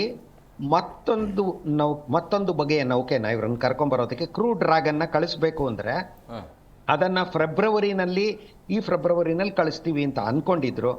ಆದರೆ ಅದರಲ್ಲಿ ಉಂಟಾದ ಕೆಲವು ವಿಳಂಬಗಳಿಂದಾಗಿ ಇದು ಮಾರ್ಚ್ 18ನೇ ತಾರೀಕು ತನಕ ಇದು ಮುಂದೂಡಲ್ಪಟ್ಟಿತು. ಈ 4 ಜನ, ಸುನೀತಾ ವಿಲಿಯಮ್ಸ್, ಬಚ್ ವಿಲ್ಮೋರ್, ಇನ್ನಿಬ್ಬರು ಹಿಂದಿರುಗಿ ಬಂದ್ರಲ್ಲ, ಈ ಒಂದು ತಂಡವನ್ನು ಬದಲಿ ಮಾಡುವಂಥದ್ದು, ರೀಪ್ಲೇಸ್ ಮಾಡುವಂತಹ ತಂಡ ಈಗ 4-5 ದಿವಸದ ಕೆಳಗೆ ಉಡಾಯಿಸಲಾಯಿತು. ಮತ್ತೊಂದು ಕ್ರೂ ಡ್ರ್ಯಾಗನ್ ನೌಕೆ, ಆ ನೌಕೆ ಇವತ್ತು ಕೂಡ್ಕೊಂಡಿದೆ ಅಂತಾರಾಷ್ಟ್ರೀಯ ಅಂತರಿಕ್ಷ ನಿಲ್ದಾಣಕ್ಕೆ. ಈ ಹಳೆಯ ಕ್ರೂ ಡ್ರ್ಯಾಗನ್ನಲ್ಲಿ ಸುನೀತಾ ವಿಲಿಯಮ್ಸ್ ಅವರು ಬಂದಿದ್ದಾರೆ. ಹಾಗಾಗಿ ಈ ಉಳ್ಕೊಳ್ಳೋದಕ್ಕೆ ಕಾರಣ ಸ್ಟಾರ್ ಲೈನರ್ನಲ್ಲಿ ಕಂಡುಬಂತಹ ತೊಂದರೆ, ಹಾಗೂ ಇವರು ತುಂಬ ದಿವಸ ಉಳ್ಕೊಂಡ್ರು. ಏನು ಇದರಲ್ಲಿ ಅವರು ಉಳ್ಕೋಬೇಕು ತುಂಬ ದಿವಸ ಅನ್ನೋದು ಒಂದು ಬಿಟ್ಟರೆ ಬೇರೆ ಯಾವುದೇ ಪ್ರಾಣಾಪಾಯ ಆಗಲಿ ಏನೂ ಇರಲಿಲ್ಲ ಅಂತಾನೆ ನಾಸಾ ಈ ಬಗ್ಗೆ ನಿರ್ಧಾರನ ತಗೊಳ್ತು. ಗುರುಪ್ರಸಾದ್, ಇನ್ನೊಂದು ಪ್ರಶ್ನೆ ಇಲ್ಲಿ, ಅಂತರಿಕ್ಷದಲ್ಲಿ ಈ ಸಮಸ್ಯೆ ಕಂಡು ಬಂದಿದ್ದು ಯಾಕೆ ಅಂತೇಳಿ? ಅಂತರಿಕ್ಷದಲ್ಲಿ ಸಮಸ್ಯೆ ಕಂಡು ಬಂದಿದ್ದು ಯಾಕೆ ಅಂದರೆ ನೋಡಿ, ಅಂತರಿಕ್ಷಕ್ಕೆ ತೆರಳುತ್ತಾ ಆಮೇಲೆ ಅಂತರಿಕ್ಷದಲ್ಲಿ ನೀವು ವಿಹರಿಸ್ತಾ ಒಂದು ಕಕ್ಷೆಯಿಂದ ಮತ್ತೊಂದು ಕಕ್ಷೆಗೆ ಅಂದರೆ ಆರ್ಬಿಟ್ ಚೇಂಜ್ ಮಾಡಬೇಕಾದ್ರೆ, ಬದಲಿಸಬೇಕಾದ್ರೆ, ಅಥವಾ ಭೂಮಿಗೆ ಹಿಂತಿರುಗಬೇಕಾದ್ರೆ ನೀವು ರಾಕೆಟ್ ಯಂತ್ರಗಳ ಮೂಲಕವೇ ನೀವು ತಿರುಗಿರೋ ದಿಕ್ಕನ್ನು ಬದಲಿಸಬೇಕು. ಅಥವಾ ನೀವು ನಿಮ್ಮ ವೇಗ ಕಡಿಮೆ ಮಾಡಿಕೊಂಡು ಮತ್ತೊಂದು ಕಕ್ಷೆಗೆ ಹೋಗ್ಬೇಕಾದ್ರೂ ರಾಕೆಟ್ ಯಂತ್ರ ನೆರವೇ ಬೇಕಾಗತ್ತೆ. ವೇಗ ಜಾಸ್ತಿ ಮಾಡೋದಕ್ಕೂ ರಾಕೆಟ್ ಯಂತ್ರ ಬೇಕು, ವೇಗ ಕಡಿಮೆ ಮಾಡೋದಕ್ಕೂ ರಾಕೆಟ್ ಯಂತ್ರ ಬೇಕು. ಆದರೆ ಸ್ಟಾರ್ ಲೈನರ್ನಲ್ಲಿ ಇದ್ದಂತಹ ರಾಕೆಟ್ ಯಂತ್ರಗಳು, ಥ್ರಸ್ಟರ್ಸ್ ಅಂತ ಏನು ಹೇಳ್ತೀವಿ, ಅದರಲ್ಲಿ ಸಾಕಷ್ಟು ಲೀಕ್ ಆಗಕ್ಕೆ ಶುರು ಆಯಿತು. ಜೊತೆಗೆ ಕೆಲವು ಥ್ರಸ್ಟರ್ಗಳು ಲೀಕ್ ಆಯಿತು. ಕೆಲವುಗಳು ಥ್ರಸ್ಟರ್ಸ್ ಅಂದರೆ ಸಣ್ಣ ರಾಕೆಟ್ ಯಂತ್ರಗಳು ತಾವು ಯಾವ ರೀತಿ ಕಾರ್ಯನಿರ್ವಹಿಸಬೇಕಿತ್ತೋ ಅದು ಕಾರ್ಯನಿರ್ವಹಿಸಲಿಲ್ಲ. ಹೀಗಾಗಿ ನೀವು ಮತ್ತೆ ಮರಳಿ ಬರುವಾಗ ಭೂಮಿಗೆ ನೀವು ಯಾವ ಕೋನದಲ್ಲಿ ನೀವು ಭೂಮಿಯ ವಾತಾವರಣವನ್ನು ಪ್ರವೇಶಿಸ್ತೀರಾ ಅದೇ ಕೋನವನ್ನೇ ಯಾವ ರೀತಿ ಮೇಂಟೈನ್ ಮಾಡೋದು, ಯಾವ ರೀತಿ ಅದೇ ಕೋನ ಅದೇ ರೀತಿ ಇರೋ ಹಾಗೆ ಉಳಿಯುವಂತೆ ಮಾಡೋದು ಅನ್ನೋದಕ್ಕೆ ರಾಕೆಟ್ ಯಂತ್ರಗಳ ಸಹಾಯ ಖಂಡಿತ ಅಗತ್ಯ. ಆ ಕೋನದಲ್ಲಿ ಅಲ್ಪ ಸ್ವಲ್ಪ ಬದಲಾವಣೆ ಆದರೆ ಕಷ್ಟನೇ. ಸುನೀತಾ ಇವರು ಕಲ್ಪನಾ ಚಾವ್ಲಾ ಅವರ ವಿಚಾರದಲ್ಲಿ ಕೆಲ ಮಟ್ಟಿಗೆ ಆದದ್ದು ಇದೆ. ಹಾಗಾಗಿ ನಾಸಾ ಯಾವುದೇ ಈ ಒಂದು ಅನುಭವ ಇದ್ದಿದ್ದರಿಂದ ಈ ಥ್ರಸ್ಟರ್ಗಳು ಇಲ್ಲದೆ ಇದರ ಮುಖ ಮಾಡಿರುವ ದಿಕ್ಕನ್ನು ನಿಯಂತ್ರಿಸೋದು, ಅದಕ್ಕೆ ಸ್ಥಿರತೆಯನ್ನು ನೀಡೋದು, ಇದರ ಬಗ್ಗೆ ಅನುಮಾನ ಮೂಡಿದ್ರಿಂದ ಇದು ಯಾನದ ಸುರಕ್ಷತೆಯ ದೃಷ್ಟಿಯಿಂದ ಅತ್ಯಗತ್ಯ ಆಗಿದ್ದರಿಂದ ಈ ಒಂದು ಪ್ರಮುಖವಾದ ನಿರ್ಧಾರನ ನಾಸಾ ತಗೊಳ್ತು. ಆದರೆ ವಾಪಸ್ ಬರ್ತಾ ಅದಕ್ಕೆ ಆ ತೊಂದರೆ ಏನೋ ಅನುಭವಿಸ್ಲಿಲ್ಲ ಆ ನೌಕೆ ಸ್ಟಾರ್ ಲೈನರ್. ಆದರೆ ಅದರ ಬಗ್ಗೆ ತುಂಬ ಜಾಗರೂಕತೆಯಿಂದ ಇವರಿಬ್ಬರನ್ನ ನಾಸಾ ಸ್ಟಾರ್ ಲೈನರ್ ನೌಕೆಯಲ್ಲಿ ಕರೆತರಲಿಲ್ಲ. ಹೀಗಾಗಿ ಇವರು 8 ದಿವಸ ಬದಲು 286 ದಿವಸ ಉಳಿಯೋ ಹಾಗೆ ಆಯಿತು. ಸರಿ, ಈಗ ಪ್ರಮುಖವಾಗಿ 9 ತಿಂಗಳ ಅಲ್ಲಿ ಇರ್ತಾರೆ ಅಂತ ಹೇಳಿದ್ರೆ ಅಲ್ಲಿ ಊಟದ ವ್ಯವಸ್ಥೆ ಹೇಗಿರುತ್ತೆ, ಆಮೇಲೆ ಫ್ಯಾಮಿಲಿ ಜೊತೆ ಸಂಭಾಷಣೆ ಇರುತ್ತಾ ಇಲ್ಲ ಅನ್ನುವಂಥ ಸಹಜವಾಗಿ ಕುತೂಹಲ ಇರುವಂಥದ್ದು. 9 ತಿಂಗಳುಗಳ ಕಾಲ ಗುರುತ್ವಾಕರ್ಷಣೆ ಇಲ್ಲದೆ ಬದುಕೋದು ಹೇಗೆ ಅಂಥೇಳಿ. ಬದುಕಬಹುದು. ತೂಕವನ್ನು ಇಲ್ಲ ಅನ್ನೋದೊಂದು ಬಿಟ್ಟು ತೇಲಾಡ್ತಾ ಇರೋದೊಂದು ಬಿಟ್ರೆ ಬೇರೆ ಎಲ್ಲ ಸೌಲಭ್ಯಗಳು ಇರುತ್ತೆ, ಖಂಡಿತ ಇದೆ. ನೀವು ತಾಜಾ ಆಹಾರನ ಸೇವಿಸಬಹುದು ಇವತ್ತು ಅಂತಾರಾಷ್ಟ್ರೀಯ ಅಂತರಿಕ್ಷ ISS ನಲ್ಲಿ. ಆದ್ರೆ ನಾವು ತಿನ್ನುವಂತಹ ಬೇಕರಿ ಪದಾರ್ಥಗಳಾಗ್ಲಿ ಅಥವಾ ಹೋಟೆಲ್ನಲ್ಲಿ ತಿನ್ನುವಂತಹ ರೀತಿಯ ವಿಧಾನದಲ್ಲಿ ತಯಾರಿಸಲಾದ ಪದಾರ್ಥಗಳನ್ನ ಮನೆಯಲ್ಲೇ ಮಾಡ್ಕೊಂಡು ತಿನ್ನುವಂಥದ್ದು, ಉತ್ತರ ಭಾರತದ್ದಿರ್ಬೋದು, ದಕ್ಷಿಣ ಭಾರತದಲ್ಲಿರ್ಬೋದು, ಬ್ರೆಡ್ ಇರ್ಬೋದು, ಯಾವ್ದಿರ್ಬೋದು, ಅಥವಾ ಕೇಕ್ ಇರ್ಬೋದು, ಆ ರೀತಿ ಅದನ್ನ ತಯಾರಿಸಕ್ಕಾಗಲ್ಲ. ಫ್ರೀಸ್ ಡ್ರೈಡ್ ಟೆಕ್ನಿಕ್ ಅಂತಿದೆ. ಅಂದರೆ ಶೈತ್ಯಕ್ಕೆ ಒಳಪಡಿಸಿ ಆಹಾರ ಪದಾರ್ಥಗಳನ್ನು ಅದರಲ್ಲಿರುವಂತಹ ನೀರಿನ ಅಂಶವನ್ನು ತೆಗೆದು ಅದರ ತುಣುಕುಗಳು ಅಲ್ಲಿ ತೇಲಾಡದಂತೆ ತಯಾರಿಸಲ್ಪಟ್ಟಿರುವಂತಹ ಆಹಾರನ ಅವರು ಸೇವಿಸಬೇಕಾಗತ್ತೆ. ಆದರೆ ಅನೇಕ ಬಗೆಯ ಆಹಾರ ಪದಾರ್ಥಗಳು ನಾವು ಇಂದು ಭೂಮಿ ಮೇಲೆ ಸೇವಿಸುವಂಥವು, ಅದರ ಬೇರೆ ವಿಧಾನದಲ್ಲಿ ಅದನ್ನು ತಯಾರು ಮಾಡಲಾಗಿರುತ್ತೆ. ಅದು ಲಭ್ಯ ಇದೆ. ಹಣ್ಣುಗಳು ಲಭ್ಯ ಇದೆ, ಜ್ಯೂಸುಗಳು ಲಭ್ಯ ಇದೆ, ಇದೆಲ್ಲವೂ ಲಭ್ಯ ಇದೆ, ಆಯ್ತಲ್ವಾ. ಜೊತೆಗೆ ಹಲ್ಲುಜ್ಬೋದು, ಏನು ತೊಂದರೆ ಇಲ್ಲ. ಆದರೆ ಟೂತ್ಪೇಸ್ಟ್ನ ನೀವು ನುಂಗಬೇಕಾಗತ್ತೆ. ವಿಶೇಷ ಟೂತ್ಪೇಸ್ಟ್ನ ನುಂಗ್ಲಿಲ್ಲ ಅಂದರೆ ನೀವು ಉಗಿದಂತಹ ಟೂತ್ಪೇಸ್ಟ್ ಅಲ್ಲೇ ತೇಲಾಡ್ತಾ ಇರುತ್ತೆ ಗೋಲಾಕೃತಿಯಲ್ಲಿ. ಹಾಗಾಗಿ ಇದೆಲ್ಲ ಕೆಲ ಬಗೆಯ ಸವಾಲುಗಳು, ಚಾಲೆಂಜ್ ಅಂತ ಹೇಳ್ಬೋದು. ಮೂರನೇದಾಗಿ ತಲೆ ಬಾಚೋದು ಸುಲಭ ಅಲ್ಲ. ಸ್ನಾನಕ್ಕೆ ಅವಕಾಶ ಇಲ್ಲ. ISSನಲ್ಲಿ ಸ್ಪಂಜ್ ಬಾತ್ ತಗೋಬೋದು. ಇನ್ನು ಶೌಚ ವ್ಯವಸ್ಥೆ ಇದೆಯಲ್ಲ, ಇದು $1 ಮಿಲಿಯನ್ ಟಾಯ್ಲೆಟ್ 2 ಇದೆ ಅಲ್ಲಿ. ಆದರೆ ಭೂಮಿಯ ಮೇಲಿನ ಶೌಚ ವ್ಯವಸ್ಥೆ ಥರ ಅಂದರೆ ಗುರುತ್ವವನ್ನು ಅವಲಂಬಿಸಿರುವಂತಹ ಶೌಚ ವ್ಯವಸ್ಥೆ ಇಲ್ಲ. ನಮ್ಮ ರೆಸ್ಟ್ ರೂಮ್ಗಳಲ್ಲಿ ನಾವು ಶೌಚಗೃಹಗಳಲ್ಲಿ ಫ್ಲಶ್ ಮಾಡಬೇಕಾದ್ರೆ ಸುಮ್ಮನೆ ಒಂದು ಗುಂಡಿ ಅದು ಮುದ್ರೆ ನೀರು ಕೆಳಗಡೆ ಬೀಳಕ್ಕೆ ಶುರು ಆಗುತ್ತೆ. ಅದು ಗುರುತ್ವದ ದೃಷ್ಟಿಯಿಂದ ಕೊಚ್ಕೊಂಡು ಹೋಗುತ್ತೆ. ಆದರೆ ಅಲ್ಲಿ ಆ ಗುರುತ್ವ ಅಲ್ಲ, ಅಲ್ಲಿ ತೂಕವೇ ಇಲ್ಲ, ಹೌದು. ಆದರೆ ಗುರುತ್ವದ ಬದಲು ನಿರ್ವಾತ ಇದೆ ಅಲ್ಲಿ. ನಿರ್ವಾತ ಅಂದರೆ ವ್ಯಾಕ್ಯೂಮ್ನ ಅವಲಂಬಿಸಿ ಅಲ್ಲಿ ಟಾಯ್ಲೆಟ್ನ ನಿರ್ಮಾಣ ಮಾಡಿದ್ದಾರೆ. ಏನು ತೊಂದರೆ ಇಲ್ಲ. ಆದರೆ ಆ ಒಂದು ಟಾಯ್ಲೆಟ್ನ ಯೂಸ್ ಮಾಡ್ಬೇಕಾದ್ರೆ ಒಂದು ಕೆಲ ನಿಮಿಷಗಳ ಸಿದ್ಧತೆನಾದರೂ ಮಾಡ್ಕೋಬೇಕಾಗತ್ತೆ, ಇಲ್ಲಾಂದರೆ ಎಡವಟ್ಟು ಮಾಡ್ಕೋಬೇಕಾಗುತ್ತೆ. ಹೀಗಾಗಿ ಗಗನಯಾತ್ರಿಗಳು ಜಾಗರೂಕತೆಯಿಂದ ವಾಸಿಸಬೇಕು. ಇದೆಲ್ಲ ದಿನನಿತ್ಯ ಜೀವನಕ್ಕೆ ಸಂಬಂಧಿಸಿದ್ದಾಯಿತು. ದೀರ್ಘಕಾಲ ಅಂತರಿಕ್ಷದಲ್ಲಿ ಉಳಿಯುವಂತಹ ಗಗನಯಾತ್ರಿಗಳಿಗೆ ಅನೇಕ ಸವಾಲುಗಳು ಎದುರಾಗುತ್ತೆ. ಮುಖ್ಯವಾಗಿ ಅವರ ದೇಹದ ಮೂಳೆಗಳಿಂದ ಕ್ಯಾಲ್ಸಿಯಂ ಲವಣ ನಿರಂತರವಾಗಿ ನಷ್ಟ ಆಗೋಕ್ಕೆ ಪ್ರಾರಂಭಿಸುತ್ತೆ. ಹೀಗಾಗಿ ಮೂಳೆ ಮುರ್ಕೊಳ್ಳುವಂಥದ್ದು, ಫ್ರ್ಯಾಕ್ಚರ್ ಆಗುವಂತಹ ಒಂದು ಸಾಧ್ಯತೆ ಜಾಸ್ತಿ ಇರುತ್ತೆ. ಸ್ನಾಯುಗಳು ಬಲಹೀನವಾಗುತ್ತೆ. ನಾವು ನೋಡಿ ನೆಲದ ಮೇಲೆ ನಿಂತಿದ್ದಾಗ ಸ್ನಾಯುಗಳೆಲ್ಲ ಸೆಟೆದುಕೊಂಡಿರುತ್ತೆ. ಆಮೇಲೆ ಇಲ್ಲಿ ಜೊತೆಗೆ ಹೃದಯ ಕೂಡ ಒಂದು ಸ್ನಾಯು, ಹಾರ್ಟ್ ಮಸಲ್ ಅಂತ ಹೇಳ್ತೀವಿ, ಅದು ಕೂಡ ಸೋಮಾರಿ ಆಗೋಗುತ್ತೆ. ಇದೆಲ್ಲ ಒಳ್ಳೆಯದಲ್ಲ. ಇದ್ರ ಜೊತೆಗೆ ದೇಹದ ರೋಗ ನಿರೋಧಕ ವ್ಯವಸ್ಥೆ ಕೂಡ ಕೆಲ ಮಟ್ಟಿಗೆ ಸತ್ವಹೀನವಾಗುತ್ತೆ, ಕೆಲ ಮಟ್ಟಿಗೆ ಅಷ್ಟೇ. ಆಮೇಲೆ ಗಗನಯಾತ್ರಿಯ ಉದ್ದ ಹೆಚ್ಚಾಗತ್ತೆ. ಅಂದರೆ ಯಾಕಂದ್ರೆ ನಮ್ಮ ಸ್ಪೈನ್ ಅಂತ ಏನು ಹೇಳ್ತೀವಿ, ಬೆನ್ನು ಹುರಿ ಬಾಗ್ಕೊಂಡಿದೆ ಗುರುತ್ವದಲ್ಲಿ, ಅದು ನೆಟ್ಟಗಾಗೋಗ್ಬಿಡತ್ತೆ ಅಂತರಿಕ್ಷದಲ್ಲಿ. ಹೀಗಾಗಿ 1-2 ಇಂಚು ಜಾಸ್ತಿ ಎತ್ತರ ಆಗೋಗ್ತಾರೆ ಗಗನಯಾತ್ರಿಗಳು. ಇನ್ನು ಬಂದಮೇಲೆ ವಾಪಸ್ ಅದೇನು ತೊಂದರೆ ಇಲ್ಲ. ಹೀಗಾಗಿ ಅನೇಕ ತೊಂದರೆಗಳು, ಕಣ್ಣಿನ ತೊಂದರೆಗಳು, ಕರುಳಿನ ತೊಂದರೆಗಳು, ಕೆಲ ಮಟ್ಟಿಗೆ ಅಷ್ಟೇ. ನಾ ಹೇಳ್ತಾ ಇರೋದು ಇದೆಲ್ಲ ಮಾರಕವಾದದ್ದು ಅಂತ ಹೇಳಲ್ಲ, ಈ ರೀತಿ ತೊಂದರೆಗಳು ಕಂಡು ಬರುತ್ತೆ. ಆದರೆ ಇವೆಲ್ಲವನ್ನು ಸಮರ್ಥವಾಗಿ ಎದುರಿಸುವ ದೃಷ್ಟಿಯಿಂದ ವ್ಯಾಯಾಮ ಮಾಡೋದು ಅತ್ಯಗತ್ಯ. ಅಂತಾರಾಷ್ಟ್ರೀಯ ಅಂತರಿಕ್ಷ ನಿಲ್ದಾಣದಲ್ಲಿ 2 ಗಂಟೆಗಳ ಕಾಲ ವ್ಯಾಯಾಮ ಮಾಡ್ತಾರೆ ಗಗನಯಾತ್ರಿಗಳು ಪ್ರತಿ ದಿವಸ ಕೂಡ, ಪ್ರತಿದಿನವೂ ಕೂಡ. ಅದರಲ್ಲಿ ಬೈಸಿಕಲ್ ಎರ್ಗೋಮೀಟರ್ ಇದೆ, ಟ್ರೆಡ್ಮಿಲ್ ಇದೆ, ಇನ್ನೂ ಅನೇಕ ವ್ಯಾಯಾಮ ಮಾಡುವಂತಹ ಪರಿಕರಗಳು ಇದೆ. ಸುನೀತಾ ವಿಲಿಯಮ್ಸ್ ಎಂಥ ಗಟ್ಟಿಗಿತ್ತಿ ಅಂದರೆ 2007ರಲ್ಲಿ ಇಂತಹ ಒಂದು ಟ್ರೆಡ್ಮಿಲ್ ಮೇಲೆ ಕೆಳಗೆ ಭೂಮಿಯ ಮೇಲೆ ಬಾಸ್ಟನ್ ನಗರದಲ್ಲಿ, ಅಮೆರಿಕಾದ ಬಾಸ್ಟನ್ ನಗರದಲ್ಲಿ ಮ್ಯಾರಥಾನ್ ನಡೀತಿದ್ದಾಗ, ಅಂದರೆ ಮ್ಯಾರಥಾನ್ನಲ್ಲಿ 42.1 ಕಿಲೋಮೀಟರ್ನಷ್ಟು ಸುಮಾರಾಗಿ ಓಡಬೇಕು. ಬಾಸ್ಟನ್ ನಗರದಲ್ಲಿ ಈ ಮ್ಯಾರಥಾನ್ ನಡೀತಿದ್ದಾಗ ಸುನೀತಾ ವಿಲಿಯಮ್ಸ್ ಅವರ ಸೋದರಿ, ಮತ್ತೊಬ್ಬ ಗಗನಯಾತ್ರಿ, ಮಹಿಳಾ ಗಗನಯಾತ್ರಿ, ಅವರಿಬ್ಬರು ಓಡ್ತಾ ಇದ್ದಾರೆ. ನಾನೇನು ಕಮ್ಮಿ ಇಲ್ಲ ಅಂತ ಟ್ರೆಡ್ಮಿಲ್ ಮೇಲೆ ಅದೇ 42 ಕಿಲೋಮೀಟರ್ನಷ್ಟು ಅಂತಾರಾಷ್ಟ್ರೀಯ ಅಂತರಿಕ್ಷ ನಿಲ್ದಾಣದಲ್ಲೇ 4 ಗಂಟೆಗಳಲ್ಲಿ ಓಡಿ ಒಂದು ದಾಖಲೆ ಸ್ಥಾಪಿಸಿದರು. ಅಂತರಿಕ್ಷದಲ್ಲಿ ಮ್ಯಾರಥಾನ್ ಓಟ ಓಡಿದ ಮೊದಲ ವ್ಯಕ್ತಿ ಎಂಬ ಹೆಗ್ಗಳಿಕೆಗೂ ಪಾತ್ರರಾಗಿದ್ದರು. ಅಂತಹ ಒಂದು ಅನನ್ಯವಾದ ವ್ಯಕ್ತಿತ್ವ, ಧೈರ್ಯ, ವ್ಯಕ್ತಿತ್ವ ಹಾಗೂ ಧೈರ್ಯ ಸುನೀತಾ ವಿಲಿಯಮ್ಸ್ರಲ್ಲಿದೆ. ಅವರು ಖಂಡಿತ ಅನನ್ಯವಾದ ವ್ಯಕ್ತಿ. ನಾನು ಕೂಡ ಅವ್ರನ್ನ ಭೇಟಿ ಮಾಡಿದ್ದೀನಿ. ಅವರ ಸಹನೆ ಎಂತಹ ಅಮೋಘವಾದದ್ದು.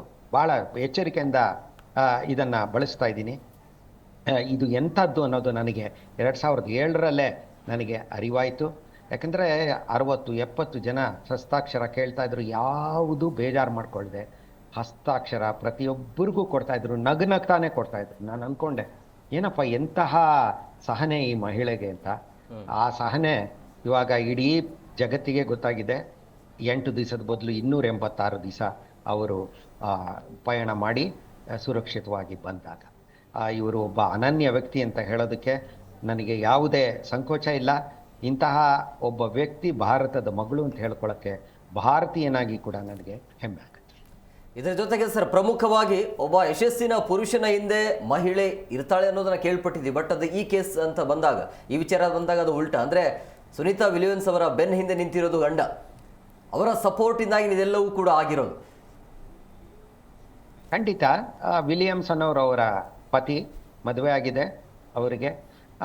ಹಾಗಾಗಿ ಖಂಡಿತ ಅವರು ಸುಖ ಜೀವನ ತಮ್ಮ ಕುಟುಂಬದವರನ್ನ ಒಡನೆ ನಡೆಸ್ತಾ ಇದ್ದಾರೆ. ಹೆಚ್ಚಾಗಿ ಅವರು 2 ನಾಯಿಗಳನ್ನು ಸಾಕೊಂಡಿದ್ದಾರೆ. ಅದು ಕೂಡ ನನಗೆ ತುಂಬ ಪ್ರಿಯವಾದದ್ದು ಅಂತ ಹೇಳ್ಕೊಂಡಿದ್ದಾರೆ. ಅದರಲ್ಲಿ ಏನು ಇದಿಲ್ಲ, ತೊಂದರೆ ಇಲ್ಲ. ಆಮೇಲೆ ಸುನೀತಾ ವಿಲಿಯಮ್ಸ್ ಅವರ ತಂದೆ ದೀಪಕ್ ಪಾಂಡ್ಯ ಅಂತ, ಇವರು ನ್ಯೂರೋ ಅನಾಟಮಿಸ್ಟ್ ಅಂತ, ಅಂದರೆ ಮೆದುಳಿಗೆ ಸಂಬಂಧಿಸಿದಂತಹ ಡಾಕ್ಟರು, ತಜ್ಞ ಇವರು. ಇವರ ತಾಯಿ ಸ್ಲೋವೇನಿಯಾ ಅನ್ನುವಂತಹ ದೇಶದ ಮೂಲದವರು. ಸ್ಲೋವೇನಿಯಾ ಒಂದು ಕಾಲದಲ್ಲಿ ಯುಗೋಸ್ಲಾವಿಯಾದ ಅಂಗವಾಗಿತ್ತು. ಆದರೆ ಸ್ಲೋವೇನಿಯನ್ ಅಮೇರಿಕನ್, ಸ್ಲೋವೇನಿಯಾದವರಲ್ಲ, ಆ ಒಂದು ಸಂತತಿಯವರು. ಹೀಗಾಗಿ ಇವರ ತಂದೆ ದೀಪಕ್ ಪಾಂಡ್ಯ ಗುಜರಾತಿನ ಮೆಹಸಾನ ಅನ್ನುವಂತಹ ಜಿಲ್ಲೆಯವರು. ಹೀಗಾಗಿ ಭಾರತೀಯರ ಬಗ್ಗೆ, ಭಾರತೀಯ ಸಂಸ್ಕೃತಿಯ ಬಗ್ಗೆ ಅವರಿಗೆ ತುಂಬ ಅಭಿಮಾನ ಇದೆ. ಸರ್, ಇದರ ಜೊತೆಗೆ ಪ್ರಮುಖವಾಗಿ ಈಗ ಸುರಕ್ಷಿತವಾಗಿ ಅಂತೂ ವಾಪಸ್ ಆಗಿದ್ದಾರೆ. ಬಟ್ ಇನ್ಮೇಲೆ ಕ್ವಾರಂಟೈನ್ ಪ್ರಕ್ರಿಯೆ ಹೇಗಿರುತ್ತೆ ಅಂತೇಳಿ, ಎಷ್ಟು ದಿನಗಳ ಕಾಲ ಅವರಿಗೆ ಕ್ವಾರಂಟೈನಲ್ಲಿ ಇಡಲಾಗುತ್ತೆ ಅಂತ? ನೋಡಿ, ಕ್ವಾರಂಟೈನ್ ಅನ್ನೋ ಪದ ಇಲ್ಲಿ ಬೇಡ. ಯಾಕಂದ್ರೆ ಇವ್ರು ಏನು ಅಂದ್ರೆ, ಇವಾಗ ಇಳಿದ ತಕ್ಷಣ ಮೊದಲು ಪ್ರಾಥಮಿಕ ವೈದ್ಯಕೀಯ ತಪಾಸಣೆಗೆ ಹಡಗಿನಲ್ಲೇ ಆ ಕ್ಯಾಪ್ಸೂಲ್ನ, ಅಂದರೆ ಸ್ಪೇಸ್ ಎಕ್ಸ್ನವರ ಈ ಕ್ರೂ ಡ್ರ್ಯಾಗನ್ ನೌಕೆನ ತಗೊಂಬಂದು ಮೇಲೆ ಇಟ್ಕೊಂಡ್ರಲ್ಲ ಹಡಗ ಮೇಲೆ, ಅಲ್ಲೇನೆ ಪ್ರಾಥಮಿಕ ವೈದ್ಯಕೀಯ ತಪಾಸಣೆ ಆಯಿತು. ಆಮೇಲೆ ಅವರನ್ನ ತಾಲಹಸಿ ಅನ್ನುವಂತಹ ಸ್ಥಳಕ್ಕೆ, ಫ್ಲಾರಿಡಾಲಿದೆ, ಅಲ್ಲಿಗೆ ಹೆಲಿಕಾಪ್ಟರಲ್ಲಿ ಕರ್ಕೊಂಡು ಹೋದ್ರು. ಅಲ್ಲಿಂದ ವಿಮಾನದಲ್ಲಿ, ನಾಸಾದ ವಿಮಾನದಲ್ಲಿ, ಜಾನ್ಸನ್ ಸ್ಪೇಸ್ ಸೆಂಟರ್ ಹ್ಯೂಸ್ಟನ್ನಲ್ಲಿ ಇದೆಯಲ್ಲ, ಅದರಲ್ಲಿ ಕರ್ಕೊಂಡು ಹೋಗಿ ವೈದ್ಯಕೀಯ ತಪಾಸಣೆ ಇವಾಗೂ ಕೂಡ ಒಳಗಾಗ್ತಾ ಇರ್ತಾರೆ. ಇದಾದಮೇಲೆ ಕೂಲಂಕಷವಾದದ್ದು ಇದು, ನಿಧಾನವಾಗಿ ವಿವರವಾದ ಈ ಒಂದು ತಪಾಸಣೆಗೆ ಒಳಗಾಗ್ತಾರೆ. ಇದು ದೇಹದ ವಿವಿಧ ಉಪವ್ಯವಸ್ಥೆಗಳ ಬಗ್ಗೆ ಯಾವ ರೀತಿ ಇದು ಈ ಅಂತರಿಕ್ಷ ಯಾನ ಪ್ರಭಾವ ಬೀರಿದೆ ಅನ್ನೋದನ್ನ ನಿಧಾನವಾಗಿ ಅರ್ಥ ಮಾಡ್ಕೋತಾರೆ. ಜೊತೆಗೆ ಇವರನ್ನ ವಿವರವಾಗಿ ಸಂದರ್ಶನ ಮಾಡ್ತಾರೆ. ಏನು ಕಷ್ಟಗಳು ಬಂತು, ಏನು ಸವಾಲುಗಳು ಬಂತು, ಯಾವ ರೀತಿ ಏನು ಕಾಣಿಸ್ತು ಇವರಿಗೆ, ಪ್ರತಿಯೊಂದನ್ನು ತಿಳ್ಕೊಂಡು ಆ ನಂತರ ಭೂಮಿಯ ಮೇಲಿನ ಜೀವನಕ್ಕೆ ಮರಳೋದಕ್ಕೆ ಏನೇನು ಚಿಕಿತ್ಸೆ ಅಂತ ಹೇಳಲ್ಲ, ಏನೇನು ಅಗತ್ಯವೋ ಅದೆಲ್ಲವನ್ನು ಫಿಸಿಯೋಥೆರಪಿ ಅಂತ ಹೇಳ್ತಲ್ಲ ಅಂತದ್ದು ಕೆಲವು ಸಂಬಂಧಿಸಿದಂತೆ ಸಮಯ ಬೇಕಾಗುತ್ತೆ ಸರ್ ಈ ರೀತಿಯಾಗಿ ವಾಪಸ್ ಭೂಮಿಗೆ ಮರಳೋದಕ್ಕೆ. ನೋಡಿ, ಅದು ಎಷ್ಟು ಸಮಯ ಅಂತ ಹೇಳೋದು ಒಬ್ಬೊಬ್ಬ ಗಗನಯಾತ್ರೆಗೆ ಒಂದೊಂದು ದಿವಸ, ಕೆಲವು ವಾರಗಳ ಕಾಲ ಖಂಡಿತ ಬೇಕಾಗತ್ತೆ ಭೂಮಿ ಮೇಲಿನ ಜೀವನಕ್ಕೆ ಮರಳೋದಕ್ಕೆ. ಯಾಕಂದ್ರೆ ಈಗಾಗಲೇ 9 ತಿಂಗಳ ಅಂತರಿಕ್ಷದಲ್ಲಿ ಬಂದಿರೋದ್ರಿಂದ ಇದ್ದಕ್ಕಿದ್ದಂಗೆ ನನಗೆ ತೂಕ ಪ್ರತ್ಯಕ್ಷ ಆಗೋಗ್ಬಿಟ್ರೆ ಅದನ್ನ ದೇಹ ತಡ್ಕೊಳ್ಳೋದು, ಅದಕ್ಕೆ ಹೊಂದಿಕೊಳ್ಳೋದು, ಅಡ್ಜಸ್ಟ್ ಮಾಡ್ಕೊಳ್ಳೋದು, ಅದಕ್ಕೆ ಸ್ವಲ್ಪ ಸಮಯ ಬೇಕಾಗತ್ತೆ. ಖಂಡಿತ ಸುನೀತಾ ಅವ್ರು ಈಗಾಗಲೇ 3ನೇ ಬಾರಿ ಹೋಗಿ ಬಂದಿರೋದು. ಮೊದಲು 2 ಸಲ 6 ತಿಂಗಳಿದ್ರು, ಈ ಸಲ 9 ತಿಂಗಳಿದ್ದು ಬಂದಿದ್ದಾರೆ. ಖಂಡಿತ ಅವರು ಇದರಲ್ಲಿ ಜಯಿಸ್ತಾರೆ ಅನ್ನೋಂತಹ ನಂಬಿಕೆ ನನಗೆ. ನಮಸ್ಕಾರ sir, thank you very much sir. ನಿಮ್ಮ ಅಮೂಲ್ಯವಾಗಿರುವಂಥ ಸಮಯವನ್ನು ಇಷ್ಟು ತನಕ ಕೊಟ್ಟಿದ್ದಕ್ಕೆ ಥ್ಯಾಂಕ್ ಯು ವೆರಿ ಮಚ್. ಬಹಳ ಸ್ಪಷ್ಟವಾಗಿ ಹೇಳಿದ್ರಿ ಅಲ್ಲಿ ಇರುವಂಥ ಸವಾಲುಗಳ ಬಗ್ಗೆ, ಅವರು ಮಾಡಿರುವಂಥ ಸಾಧನೆಗಳ ಬಗ್ಗೆ. Thank you very much sir. ನಮಸ್ಕಾರ, ಥ್ಯಾಂಕ್ ಯು, ಧನ್ಯವಾದಗಳು. ಎಸ್, ಪ್ರಮುಖವಾಗಿ ಬರುತ್ತವ್ರೆ ಈಗ ಹೇಳಿದರು ಏನೇನು ಸವಾಲುಗಳು ಇರುತ್ತೆ ಅಂತೇಳಿ. ಸೊ ಅಲ್ಲಿ ಎಲ್ರಿಗೂ ಕೂಡ ಒಂದು ಕುತೂಹಲ ಇರುತ್ತೆ. ಅಲ್ಲಿ ಫ್ಯಾಮಿಲಿನ ಬಿಟ್ಟು ಹೋಗಿರ್ತಾರೆ 1 ವಾರ ಅಂತೇಳಿ 9 ತಿಂಗಳ ಕಾಲ ಫ್ಯಾಮಿಲಿಯನ್ನು ಬಿಟ್ಟು ಹೋದಾದ ನಂತರ ಸಂಪರ್ಕ ಹೇಗಿರುತ್ತೆ ಅಂತೇಳಿ, ಅಂದರೆ ವ್ಯವಸ್ಥೆ ಮಾಡಿಕೊಡ್ತಾರೆ ಫ್ಯಾಮಿಲಿ ಜೊತೆ ಮಾತನಾಡಲಿಕ್ಕೆ ಹೇಗೆ? ಈಗ ISS ಕ್ಯಾಮ್ ಅಂತ ಒಂದಿದೆ. ಆಮೇಲೆ ಈಗ ನಾವುಗಳೇ ಆಗಲಿ, ನಾಸಾದವರು ಒಂದು ಪ್ರೋಗ್ರಾಮ್ ಇದೆ, students can interact with the satellites on the astronauts on the ISS. So ಅದೊಂದು ಫೆಸಿಲಿಟೀಸ್ ಇದೆ. ಸೊ ನಾವುಗಳೇ ಅವ್ರ ಜೊತೆ ಇಂಟ್ರ್ಯಾಕ್ಟ್ ಮಾಡಬೇಕು ಅಂತ ಇದ್ದಾಗ ಅವ್ರ ಫ್ಯಾಮಿಲಿ ಟೈಮ್ಗೆ ಅಫ್ಕೋರ್ಸ್ ಟೈಮ್ ಕೊಡ್ತಾರೆ, ಟೈಮ್ ಕೊಡಲ್ಲ ಅಂತ ಏನೂ ಇಲ್ಲ. ಮಾತಾಡೋದಿರುತ್ತೆ, ಲೈವ್ ಕಾನ್ಫರೆನ್ಸಿಗೆ. ಈಗ ಟೆಕ್ನಾಲಜಿ ಹೆಂಗಿದೆ ಅಂದರೆ communication can be established very well. Okay, ham radio technologies is very prominently established. So ಹಾಗಾಗಿ ವೆನ್ಎವರ್ ಈಗ 24/7 ಮಾತಾಡೋಕ್ಕಾಗದೇ ಇದ್ರೂ ಲೈವ್ ರೇಂಜ್ ಅಂತ ಬರುತ್ತೆ. ಈಗ ಫಾರ್ ಎಕ್ಸಾಂಪಲ್ ಭೂಮಿ ಸುತ್ತ ಇರುತ್ತೆ. ಸೊ ಇಲ್ಲಿ ಅವ್ರದ್ದು ರಿಸೀವರ್ ಸ್ಟೇಷನ್ ಇದೆ ಅಂದರೆ ರಿಸೀವರ್ ಸ್ಟೇಷನ್ ಫೀಲ್ಡ್ ಅಲ್ಲಿ ಬಂದಾಗ ಆರಾಮಾಗಿ ಸಿಗ್ನಲ್ ಸ್ಟ್ರೆಂತ್ ಜಾಸ್ತಿ ಇದ್ದೇ ಇರುತ್ತೆ. ಸೊ ಸಿಗ್ನಲ್ ಸ್ಟ್ರೆಂತ್ ಜಾಸ್ತಿ ಇದ್ದಾಗ ಆರಾಮಾಗಿ ಕಮ್ಯುನಿಕೇಷನ್ ಮಾಡ್ಕೋಬೋದು. ಸೊ ಕಮ್ಯುನಿಕೇಷನ್ಗಾಗಲಿ, ಇಂಟ್ರಾಕ್ಷನ್ಸ್ಗಾಗಲಿ, ಡೇಟಾ ಎಕ್ಸ್ಚೇಂಜ್ಗಾಗಲಿ ಏನೂ ಪ್ರಾಬ್ಲಮ್ ಇರಲ್ಲ. ನನಗೆ ಹೌದು.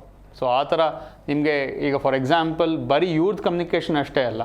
ಸೊ ಭೂಮಿ ಮೇಲೆ ಮೂವ್ ಆಗ್ತಾ ಇರಬೇಕಾದ್ರೆ ಅದರ ಫೋಟೋಗ್ರಫಿ ತೆಗೆದಿರ್ಬೋದು, ಅಥವಾ live complete video transmission, complete video recording ಇರ್ಬೋದು, ಅಥವಾ ಕ್ಲೈಮ್ಯಾಟಿಕ್ ಚೇಂಜಸ್ ಇರ್ಬೋದು, ಅಥವಾ ಕ್ಲೌಡ್ ಪ್ಯಾಟರ್ನ್ಸ್ ಇರ್ಬೋದು, ಅಥವಾ ವೆರಿ ಸಿಂಪಲ್ ಒಂದು ಅಯನೈಸೇಷನ್ ಎಫೆಕ್ಟ್ ಅಂತ ಇರ್ಬೋದು. ಸೊ ಆ ಥರ ತುಂಬ ಸ್ಟಡೀಸ್ ನಡೀತಾ ಇರುತ್ತೆ ISS ಅಲ್ಲಿ.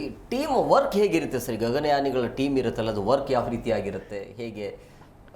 ಒಂದು ವಿಷಯದಲ್ಲಿ ಈಗ for example international space station ನಾವು ಅಂದ್ಕೊಂಡಂಗೆ ಒಂದು 10x10 ಅಥವಾ 20x20 ಲ್ಯಾಬ್ ಅಲ್ಲ ಅದು. ಆ್ಯಂಡ್ ಇದು ಹೆಂಗಂದರೆ ಈಗ ಏಕಾಏಕಿ ತೊಗೊಂಡೋಗ್ಬಿಟ್ಟು ಲ್ಯಾಬನ್ನು ಇಟ್ಟಿಲ್ಲ ಅಲ್ಲಿ. ಇದು ಸ್ಟಾರ್ಟ್ ಆಗಿದ್ದು 1998ಅಲ್ಲಿ. ಸೊ 1998ಇಂದ 2011 ತನಕ ಪಿರಿಯಾಡಿಕಲಿ ಕಟ್ತಾ ಹೋಗ್ತಾ ಇದ್ದಾರೆ ಇದನ್ನ. ಓಕೆ, ಫಸ್ಟ್ ಒಂದು ಮಾಡ್ಯೂಲ್ ಹೋಯ್ತು, ಆಮೇಲೆ ಇನ್ನೊಂದು ಮಾಡ್ಯೂಲ್ ಹೋಯ್ತು, ಆಮೇಲೆ ಇನ್ನೊಂದು ಮಾಡ್ಯೂಲ್ ಹೋಯ್ತು. ಆ ಥರ ಹೋಗಿ ಹೋಗಿ ಹೋಗಿ ಹೋಗಿ ಈಗ ಆಲ್ಮೋಸ್ಟ್ ಒಂದು ದೊಡ್ಡ ಫುಟ್ಬಾಲ್ ಸ್ಟೇಡಿಯಂ ಅಷ್ಟು ದೊಡ್ಡದಾಗಿದೆ. ಸೊ ಇಮ್ಯಾಜಿನ್ ಮಾಡ್ಕೊಳ್ಳಿ, 7 ಜನ ಅಲ್ಲಿದ್ದಾರೆ ಅಂದರೆ ಅವ್ರು ಎಕ್ಸ್ಪೆರಿಮೆಂಟ್ ಮಾಡೋಷ್ಟು ಜಾಗ, ಅವ್ರು ಮಲ್ಕೊಳಕ್ಕಿರೋಷ್ಟು ಜಾಗ, ಆಮೇಲೆ ಅವ್ರು ಎಕ್ಸಸೈಸ್ ಮಾಡೋಷ್ಟು ಜಾಗ, ಅವ್ರಿಗೆ ಊಟ ತಿಂಡಿ ವ್ಯವಸ್ಥೆಗಳು. ಈಗ ಈ 6 ತಿಂಗಳಾಗಲಿ ಅಥವಾ 3 ತಿಂಗಳಾಗಲಿ ಇಲ್ಲ ಅಂದರೆ ಆಹಾರಕ್ಕಾಗಲಿ, ನೀರಿಗಾಗಲಿ, ಫಾರ್ ಎಕ್ಸಾಂಪಲ್ ನೀವು ಒಂದು ದಿವಸಕ್ಕೆ ಎಷ್ಟು ಲೀಟ್ರ್ ನೀರು ಕುಡಿಬೋದು? ನೀವು ಒಂದೊಂದು 5 ಲೀಟ್ರ್ ನೀರು ಕುಡಿಬೋದು. 7 ಜನ ನೀರು ಕುಡಿತಾ ಇದ್ದಾರೆ.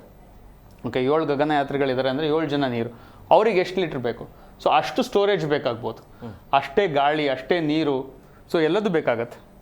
ಆಮೇಲೆ ವೇಸ್ಟೇಜ್ ಕ್ರಿಯೇಟ್ ಆಗಿದ್ದನ್ನ ನಾವೇನು ಮಾಡ್ತೀವಿ, ಒಂದು ಕಸದ ಬುಟ್ಟಿಗೆ ಹಾಕ್ಬಿಟ್ಟು ಬೆಳಗ್ಗೆ ಬಂದು ತೊಗೊಂಡೋಗ್ಬಿಡ್ತಾರೆ.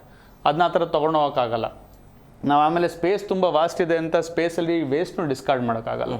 ಅದನ್ನ ಸೆಕ್ಯೂರ್ ಆಗಿ ನೀಟಾಗಿ ಕಂಟೈನ್ ಮಾಡ್ಕೊಂಡು ಇಟ್ಕೋಬೇಕು. ಸೊ ಅದೆಲ್ಲದಕ್ಕೂ ಜಾಗ ಇರುತ್ತೆ. ಅದ್ರ ಜೊತೆಗೆ ಇವ್ರ ಎಕ್ಸ್ಪೆರಿಮೆಂಟ್ಸ್ಗಳಿಗೂ ಜಾಗ ಇರುತ್ತೆ. ಫೋಟೋಗ್ರಫಿಗೆ ಇರ್ಬೋದು. ಈಗ ಫಾರ್ ಎಕ್ಸಾಂಪಲ್ ಒಂದು ರ್ಯಾಟ್ ಅಥವಾ ಒಂದು ಸಿಂಪಲ್ ಒಂದು ಗಿಡ ಹೆಂಗೆ ಬೆಳೆಯುತ್ತೆ, ಫ್ರೀ ಫ್ಲೋಟ್. ಈಗ ನೀವು ಹೇಳ್ತಾ ಇದ್ರಿ ಝೀರೋ ಗ್ರಾವಿಟಿ ಅಂತ. ಝೀರೋ ಗ್ರಾವಿಟಿ ಅನ್ನೋದು ಒಂದು ತಪ್ಪು ವರ್ಡ್ ಅದು. ಏನಕ್ಕಂದರೆ ಭೂಮಿ ಇಲ್ಲಿದ್ರೆ 400 ಕಿಲೋಮೀಟರ್ ದೂರದಲ್ಲಿ ಮಾತ್ರ ISS ಇರೋದು. ಓಕೆ, ಗ್ರಾವಿಟಿ ಇನ್ನೂ ಜಾಸ್ತಿ ದೂರದಲ್ಲಿದೆ. ಗ್ರಾವಿಟಿ ಎಫೆಕ್ಟ್, ಅರ್ಥದ ಗ್ರಾವಿಟಿ ಇನ್ನೂ ಜಾಸ್ತಿ ದೂರದಲ್ಲೂ ಸಿಗುತ್ತೆ. ಸೊ ನಮಗೆ ಇಲ್ಲಿ ಏನಕ್ಕೆ ಅವರು ತೇಲ್ತಾರೆ ಅಥವಾ ಮಾಡ್ತಾರೆ ಅನ್ನೋದಂದ್ರೆ ಇದು ಕಾನ್ಸ್ಟೆಂಟ್ಲಿ ಮೂವ್ ಆಗ್ತಾ ಇರುತ್ತೆ at a very high speed. ನಮಗೆ ಆಲ್ಮೋಸ್ಟ್ 7ರಿಂದ 8 ಕಿಲೋಮೀಟರ್ 1 ಸೆಕೆಂಡಲ್ಲಿ ಹೋಗುತ್ತೆ ಇಂಟರ್ನ್ಯಾಷನಲ್ ಸ್ಪೇಸ್ ಸ್ಟೇಷನ್. ಮಲ್ಟಿಪ್ಲೈ ಮಾಡಿದ್ರೆ 28,000 ಕಿಲೋಮೀಟರ್ ಬರುತ್ತೆ ಅಂತ ಹೇಳ್ತಾ ಇದ್ರು. ಸೊ 1 ಸೆಕೆಂಡಲ್ಲಿ 7 ಕಿಲೋಮೀಟರ್ ಹೋಗ್ತಾ ಇದೆ ಅಂದರೆ ಕಂಟಿನ್ಯೂಸ್ ಫಾಲ್ ಆಗ್ತಾ ಇದೆ. So it is not zero gravity effect, it's a free falling effect. ಅದು ಫಸ್ಟು ಎಲ್ಲರೂ ಅದೊಂದು ಮಿಸ್ಕನ್ಸೆಪ್ಷನ್. ಸ್ಪೇಸ್ಗೆ ಹೋಯ್ತು ಅಂದರೆ ಗ್ರಾವಿಟಿ ಇರಲ್ಲ, ಸ್ಪೇಸ್ಗೆ ಹೋಯ್ತು ಅಂದರೆ ಗ್ರಾವಿಟಿ ಇರಲ್ಲ ಅಂತ. ಈಗ ಸಿಂಪಲಾಗಿ ಹೇಳಬೇಕು ಅಂದರೆ ಇದು ಭೂಮಿ ಅಂತ ತಗೊಂಡ್ರೆ ಇದು ಚಂದ್ರ, ಇವೆರಡರ ಮಧ್ಯೆ ಆಲ್ಮೋಸ್ಟ್ 4 ಲಕ್ಷ ಕಿಲೋಮೀಟರ್ ಡಿಸ್ಟೆನ್ಸ್ ಇದೆ. ಭೂಮಿ ಚಂದ್ರನ ಅದರ ಗುರುತ್ವಾಕರ್ಷಣೆಯಲ್ಲಿ ಇಟ್ಕೊಂಡಿದೆ ಅಥವಾ ಗ್ರಾವಿಟೇಷನಲ್ ಫೋರ್ಸ್ ಇಟ್ಕೊಂಡಿದೆ ಅಂದರೆ ಇದು ಬರೀ 400 ಕಿಲೋಮೀಟರ್ ದೂರದಲ್ಲಿದೆ. ಅಫ್ಕೋರ್ಸ್ ಇದಕ್ಕೂ ಗ್ರಾವಿಟೇಷನಲ್ ಎಫೆಕ್ಟ್ ಇರಲೇಬೇಕಲ್ವಾ. ಸೊ ಝೀರೋ ಗ್ರಾವಿಟಿ ಅನ್ನೋದು it's a wrong question. Free fall it's the right terminology ಅಥವಾ ರೈಟ್ ವರ್ಡ್. ಸೊ ಅಲ್ಲಿ ಹೌ ಪೀಪಲ್ ಬಿಹೇವ್. ಈಗ ಫಾರ್ ಎಕ್ಸಾಂಪಲ್ ನಾವು ಹಿಮಾಲಯ ಹತ್ಬೇಕು ಅಥವಾ ಯಾವ್ದಾದ್ರು ಟ್ರೆಕ್ಕಿಂಗ್ ಹೋಗ್ಬೇಕು ಅಂದರೆ ಅಕ್ಲಮಟೈಸೇಷನ್ ಅಂತ ಒಂದು ಪ್ರಾಸೆಸ್ ಇದೆ. ನಾವು ಭೂಮಿಲಿ ಹೆಂಗೆ ಬಿಹೇವ್ ಮಾಡ್ತೀವಿ. ಈಗ ಫಾರ್ ಎಕ್ಸಾಂಪಲ್ ನಾವು ಬೆಂಗಳೂರಲ್ಲಿದ್ದು ಸಡನ್ನಾಗಿ ಕೋಸ್ಟಲ್ಗೋ ಅಥವಾ ರಾಜಸ್ಥಾನ್ಗೋ ಹೋದರೆ 1 ವಾರ ಬೇಕು ಸುಧಾರಿಸ್ಕೊಳ್ಳೋಕ್ಕೆ, right? So there is a process of acclimatisation. So ಇದೇ ರೀತಿ there are different stages of acclimatisation with in earth. ನಾವು ಇಮ್ಯಾಜಿನ್ ನೀವು ಸ್ಪೇಸ್ಗೆ ಹೋಗ್ತಾ ಇದ್ದೀರಾ ಅಥವಾ ಬೇರೆ ಯಾವ್ದಾದ್ರು ಪ್ಲಾನೆಟರಿ ಎಕ್ಸ್ಪ್ಲೋರೇಷನ್ಗೆ ಹೋಗ್ತಾ ಇದ್ದೀರಾ ಅಂದರೆ, ನಾನು ಡೈರೆಕ್ಟಾಗಿ ಈಗ ಮಾರ್ಚ್ಗೆ ಹೋಗಬೇಕು ಅಂದರೆ ನಾನು ಡೈರೆಕ್ಟಾಗಿ ಮಾರ್ಚ್ಗೆ ಹೋಗ್ಬಿಟ್ಟು ಬರ್ತೀನಿ ಅಂದರೆ ಆಗಲ್ಲ. ಅದು ಐ ಹ್ಯಾವ್ ಟು ಗೆಟ್ ಅಕ್ಲಮಟೈಸ್ಡ್. ಈಗ ಈ ಝೀರೋ ಫ್ರೀ ಫಾಲ್ ಎಫೆಕ್ಟಲ್ಲಿ ಬೋನ್ ಡಿಜನರೇಷನ್ ಆಗುತ್ತೆ, ಸೆಲ್ ಡಿಜನರೇಷನ್ ಆಗುತ್ತೆ, ಆರ್ಗನ್ಸ್ ಡಿಜನರೇಷನ್ ಆಗುತ್ತೆ. ದರ್ ಇಸ್ ಬಯೋಲಾಜಿಕಲಿ ತುಂಬ ವ್ಯತ್ಯಾಸ ಆಗುತ್ತೆ. ಈಗ ಫಾರ್ ಎಕ್ಸಾಂಪಲ್ ನಾನು ಒಬ್ಬ ವ್ಯಕ್ತಿ ತುಂಬ ವರ್ಷಗಳಿಂದ ಮಲ್ಗೇ ಇದ್ದಾನೆ, ಜಾಸ್ತಿ ಮೂಮೆಂಟ್ ಮಾಡಿಲ್ಲ, ಏನೂ ಮಾಡಿಲ್ಲ ಅಂದರೆ ಮಸಲ್ಲು ಎಲ್ಲ ನೋಡಿದ್ರೆ ತುಂಬ ವೀಕ್ ಆಗಿ ತುಂಬ ಸಣ್ಣ ಆಗಿಬಿಟ್ಟಿರ್ತಾರೆ. ಅವ್ರಿಗೆ ಸಡನ್ನಾಗಿ ಏನಾದ್ರು ಒಂದು ಗ್ಲಾಸ್ ಕೊಟ್ಟರು ಗ್ಲಾಸ್ ಜಾಸ್ತಿ ಇಟ್ಕೊಳಕ್ಕಾಗಲ್ಲ, ಆ ಥರ ಎಲ್ಲ ಆಗುತ್ತೆ. So it's A degenerative effect. So ಆ ಥರದ್ದೆಲ್ಲ ಆಗ್ತಾ ಇರುತ್ತೆ ಬಾಡಿಗೆ. ಸೊ ಅದನ್ನು ಎಕ್ಸ್ಪೀರಿಯನ್ಸ್ ಮಾಡಲಿಕ್ಕೆ ಬಯಾಲಜಿಕಲ್ ಇರ್ಬೋದು ಅಥವಾ ಪ್ಲಾಂಟ್ ಗ್ರೋತ್ ಇರ್ಬೋದು ಅಥವಾ ಅನಿಮಲ್ ಗ್ರೋತ್ ಇರ್ಬೋದು, ಆರ್ಗನಿಸಮ್ ಗ್ರೋತ್ ಇರ್ಬೋದು. ಸೊ ಅದನ್ನೆಲ್ಲದನ್ನು ಕಾನ್ಸ್ಟೆಂಟ್ಲಿ ಎಕ್ಸ್ಪೆರಿಮೆಂಟ್ ಮಾಡೋವಂಥದ್ದು ಒಂದು ಜಾಗ ISS. ಸೊ ಆ ಥರ. ಎಸ್, ಮಾತಾಡೋಣ ಸರ್. ಬ್ರೇಕ್ನ ಸಮಯ ಆಗಿದೆ, ಬ್ರೇಕ್ ತೊಗೊಂಡು ಬಂದುಬಿಡ್ತೀನಿ. ಬ್ರೇಕ್ ಆದ ಬಳಿಕ ಪ್ರಮುಖವಾಗಿ ಎಲ್ರಿಗೂ ಕೂಡ ಒಂದು ಕುತೂಹಲ ಇದೆ. 9 ತಿಂಗಳ ಕಾಲ ಅಲ್ಲಿ ಇರುವಂಥ ವಿಲಿಯಮ್ಸ್ ಏನು ಮಾಡಿರ್ಬೋದು ಅಂತೇಳಿ, ಅಂದರೆ ಯಾವ ರೀತಿಯಾಗಿ ಸಂಶೋಧನೆ ಮಾಡಿರ್ಬೋದು, ಏನೆಲ್ಲ ಆಗಿರ್ಬೋದು ಅಂತೇಳಿ ಈಗ ಒಂದೊಂದೇ ಅಂಶಗಳು ಹೊರಗಡೆ ಬರ್ತಾವೆ. ಅಂದರೆ ಅಲ್ಲಿ 9 ತಿಂಗಳ ಕಾಲ ಪ್ರತಿದಿನ ಪ್ರತಿಕ್ಷಣ ಏನೇನು ಮಾಡ್ತಾ ಇದ್ರು ಅನ್ನೋದ್ರ ಬಗ್ಗೆ. ಭರತ್ ಸರ್, ಈಗ ಪ್ರಮುಖವಾಗಿ ಸುನೀತಾ ವಿಲಿಯಮ್ಸ್ ಅವರು 3ನೇ ಬಾರಿಗೆ, ಸೊ ಹಂಗಾಗಿ ಅವರಿಗೆ ಅಷ್ಟೊಂದು ಆತಂಕ ಏನಿರೋದಿಲ್ಲ. ಬಟ್ ಮೊದಲ ಬಾರಿಗೆ ಪ್ರಯತ್ನ ಮಾಡೋರಿಗೆ ಏನೆಲ್ಲ ಸವಾಲುಗಳು ಇರುತ್ತೆ, ಮಾನಸಿಕವಾಗಿ ಯಾವ ರೀತಿಯಾಗಿ ಸಿದ್ಧತೆ ಇರಬೇಕಾಗತ್ತೆ ಅಂತ. ಯಾಕಂದರೆ ಇವರು 1 ವಾರ ಅಷ್ಟೇ ಇರ್ತೀವಿ ಅಂತ ಹೋಗಿದ್ರು, ಬಟ್ ಹಂಗಾಗತ್ತೆ ಅಂತ ಅವರು ಕೂಡ ಅಂದ್ಕೊಂಡಿರಲಿಲ್ಲ. ಆದರೂ ಕೂಡ ಈಗ 9 ತಿಂಗಳಾದ ನಂತರ ಸೇಫಾಗಿ ವಾಪಸ್ ಬಂದಿದ್ದಾರೆ. ಬಟ್ ಮೊದಲ ಬಾರಿ ಪ್ರಯತ್ನ ಮಾಡೋರಿಗೆ ಏನೆಲ್ಲ ಸಮಸ್ಯೆ ಇರ್ಬೋದು ಅಂತ. ಓಕೆ, ನನಗೆ ಅಷ್ಟು I am not a right person to answer this question. But ನನ್ನ ಫ್ರೆಂಡ್ ಒಬ್ಬ ಮರ್ಚೆಂಟ್ ನೇವಿಲಿದ್ದಾನೆ. ಸೊ ಅವನದು ಎಕ್ಸಾಂಪಲ್ ಕೊಟ್ಬಿಟ್ಟು ನಾನು ಹೇಳ್ತೀನಿ. ಸೊ ಈಗ ನಮ್ಮಲ್ಲಿ ಬೆಳಗ್ಗೆ ಆಯಿತು ಅಂದರೆ ಗದ್ದಲ ಇರುತ್ತೆ, ಸದ್ದು ಇರುತ್ತೆ, ಇಂಟ್ರಾಕ್ಷನ್ಸ್ ಇರುತ್ತೆ, ಟ್ರಾವೆಲಿಂಗ್ ಇರುತ್ತೆ. ಐಸೋಲೇಷನ್ ಅನ್ನೋದು very less. Okay, detachment trauma ಇರುತ್ತೆ, ಐಸೋಲೇಷನ್ ಟ್ರಾಮಾ ಇರುತ್ತೆ. ಸೊ ಮಾನಸಿಕವಾಗಿ ತುಂಬ ಐಸೋಲೇಷನ್ ಅಥವಾ ಇಂಟರಾಕ್ಷನ್ ಏನು ಇಲ್ಲದೆ ಇದ್ದಾಗ ಅಥವಾ ಡೇ ಟು ಡೇ ರೊಟೀನ್ಸ್ ಇಲ್ಲದೆ ಇದ್ದಾಗ ಸೈಕಲಾಜಿಕಲಿ ತುಂಬ ಹಿಂಸೆ ಆಗಬಹುದು ಅನ್ಸತ್ತೆ. ಅದು ಬಿಟ್ಟರೆ ಅಫ್ಕೋರ್ಸ್ ನಾನು ಮುಂಚೆನೇ ಹೇಳ್ದಂಗೆ ಫಿಸಿಕಲ್ ಡಿಜನ್ರೇಷನ್ನು, ಮಸಲ್ ಡಿಜನ್ರೇಷನ್ನು, ಬೋನ್ ಡೆನ್ಸಿಟಿ ಕಮ್ಮಿ ಆಗುವಂಥದ್ದು ಅದೆಲ್ಲ ತುಂಬ ಆಗ್ತಾ ಇರುತ್ತೆ. And it's a gradual process. ಆಮೇಲೆ ನೀವು ಮುಂಚೆ ಕೇಳಿದ್ರಿ ಸಡನ್ನಾಗಿ ಬಂದಿದ ತಕ್ಷಣ ಏನಕ್ಕೆ ಬಿಡಲ್ಲ ಅಂತ. 45 days is a minimum quarantine period. ನೀವು ಆಸ್ಟ್ರೋನಾಟ್ಸ್ಗಳಿಗೆ 45 days is a minimum quarantine period ಅಂತ ಹೇಳ್ತಾರೆ. ಸೊ ಅಲ್ಲಿಂದ ವಾಪಸ್ ಬಂದಿದ ತಕ್ಷಣ ಈಗ ಫಾರ್ ಎಕ್ಸಾಂಪಲ್ ನೀವು ದಿನಕ್ಕೆ ಬರೀ 5 ಲೀಟರ್ ನೀರು ಕುಡಿತಾ ಇರ್ತೀರ. ಸಡನ್ನಾಗಿ ಅಲ್ಲಿಂದ ಬಂದಿದ ತಕ್ಷಣ ಇಲ್ಲಿ ನಿಮ್ಗೆ ಜಾಸ್ತಿ ನೀರಿದೆ ಅಂದ್ಬಿಟ್ಟು ಜಾಸ್ತಿ ನೀರು ಕುಡಿದ್ಬಿಟ್ರೆ ನಿಮ್ದು ಹೊಟ್ಟೆ ತಡ್ಕೊಳ್ಳಲ್ಲ. So it has to stabilise itself and it'll take a gradual time. Okay, ನಿಮಗೆ ಫಾರ್ ಎಕ್ಸಾಂಪಲ್ ಹುಷಾರಾಗಿದ್ದ ತಕ್ಷಣ ಜಾಸ್ತಿ ಊಟ ಮಾಡಿಬಿಟ್ರೆ ಶಕ್ತಿ ಬರುತ್ತೆ, ಅದಾಗಲ್ಲ, ಆ ಥರ ಆಗೋದೇ ಇಲ್ಲ ಅದು. ಇಟ್ಸ್ ಇವನ್ ದೋ ನಿಮಗೆ ಜ್ವರ ಹೋಗಿದ್ರೂ ನಿಮಗೆ ಒಂದು ಅಟ್ಲೀಸ್ಟ್ ಒಂದು ವಾರ 15 ದಿವಸ 20 ದಿವಸ ಸುಸ್ತಿರುತ್ತೆ, right? So that is the same thing which happens. So ಇಲ್ಲಿಂದ ಅಲ್ಲೋದಾಗ್ಲೂ ಅದೇ ರೀತಿ ಪ್ರಾಸೆಸ್ಗಳಾಗ್ಬೋದು. Okay, so mentally, physically, biologically immune systems down ಆಗ್ಬೋದು. ಅಥವಾ ವೆರಿ ಇಂಪಾರ್ಟೆಂಟು, ನಾವು ಇಲ್ಲಿಂದ ಪ್ರೊಪೆಲ್ ಆಗಬೇಕಾದ್ರೆ rocket goes at a very high speed. ಎಷ್ಟು ಹೈ ಸ್ಪೀಡ್ ಹೋಗುತ್ತೆ ಅಂದರೆ ನಾವು G ಫೋರ್ಸ್ ಅಂತ ಹೇಳ್ತೀವಿ. ಲಿಟ್ರಲಿ ಐಬಾಲ್ಸ್ ಎಲ್ಲ ಪಾಪ್ ಆಗಿ ರಕ್ತ ಎಲ್ಲ ಇಲ್ಲಿ ಈಗ ಫಾರ್ ಎಕ್ಸಾಂಪಲ್ ನಾವು ಹಿಂಗೆ ಹೋಗ್ತಾ ಇದ್ರೆ ಅವ್ರು ಹಿಂಗೆ ಕೂತಿರ್ತಾರೆ, literally facing backwards. Okay, so ಆ ಫೋರ್ಸ್ಗೆ ಬ್ಲಡ್ ಮುಖದಿಂದ ಎಲ್ಲ ಫುಲ್ ಆಲ್ಮೋಸ್ಟ್ ಬ್ಯಾಕ್ ಹೋಗ್ಬಿಡುತ್ತೆ, G ಫೋರ್ಸ್ ಅಂತ ಹೇಳ್ತಾರೆ. ರೀ ಎಂಟ್ರಿಂಗ್ ಟೈಮಲ್ಲೂ ಅದೇ ಥರ ಆಗುತ್ತೆ. ಏನಕ್ಕಂದರೆ ವೆನ್ ದೇ ಆರ್ ಪ್ರೊಪೆಲಿಂಗ್ ಬ್ಯಾಕ್ ತುಂಬ ಹೈ ಸ್ಪೀಡ್ ಬರುತ್ತೆ. ಪ್ಯಾರಾಶೂಟ್ ಓಪನ್ ಆದ್ರೂ ಆ ಸ್ಪೀಡ್ ಕಂಟ್ರೋಲ್ ಮಾಡೋದು ತುಂಬ ಕಷ್ಟ ಇರುತ್ತೆ. ಸೊ ಈ ಥರ ಎಲ್ಲ ಆದಾಗ ಬಾಡಿಗೆ ತುಂಬ ವ್ಯವಸ್ಥೆ ಆಗುತ್ತೆ, ಹಿಂಸೆ ಆಗುತ್ತೆ. ಸೊ ಸಿಂಪಲ್ ಎಕ್ಸಾಂಪಲ್, ನೀವು ಸಡನ್ನಾಗಿ ಕಾರಲ್ಲಿ 100 ಕಿಲೋಮೀಟರ್ ಸ್ಪೀಡಲ್ಲಿ ಹೋಗ್ಬಿಟ್ಟು ಬ್ರೇಕ್ ಹೊಡೆದಾಗ ಆಗಲಿ, ಅಥವಾ ಈ ಯಾವುದಾದ್ರೂ ಈ ವಂಡರ್ಲಾ ಅಥವಾ ಅಮ್ಯೂಸ್ಮೆಂಟ್ ಪಾರ್ಕ್ಸ್ಗಳಿಗೆ ಹೋದಾಗ, ಒಂದು ಅಡ್ವೆಂಚರ್ ಸ್ಪೋರ್ಟ್ಸ್ಗಳಿಗೆ ಹೋದಾಗಲ ಬ್ಲ್ಯಾಕ್ಔಟ್ ಆಗಿಬಿಡ್ತಾರೆ. ಎಷ್ಟೊಂದು ಜನ ನೋಡಿದರೆ ಸಡನ್ ಸ್ಲಿಂಗ್ ಶಾಟು ಆ ಥರ ಎಲ್ಲ ಬ್ಲ್ಯಾಕ್ಔಟ್ ಆಗ್ತಾರೆ.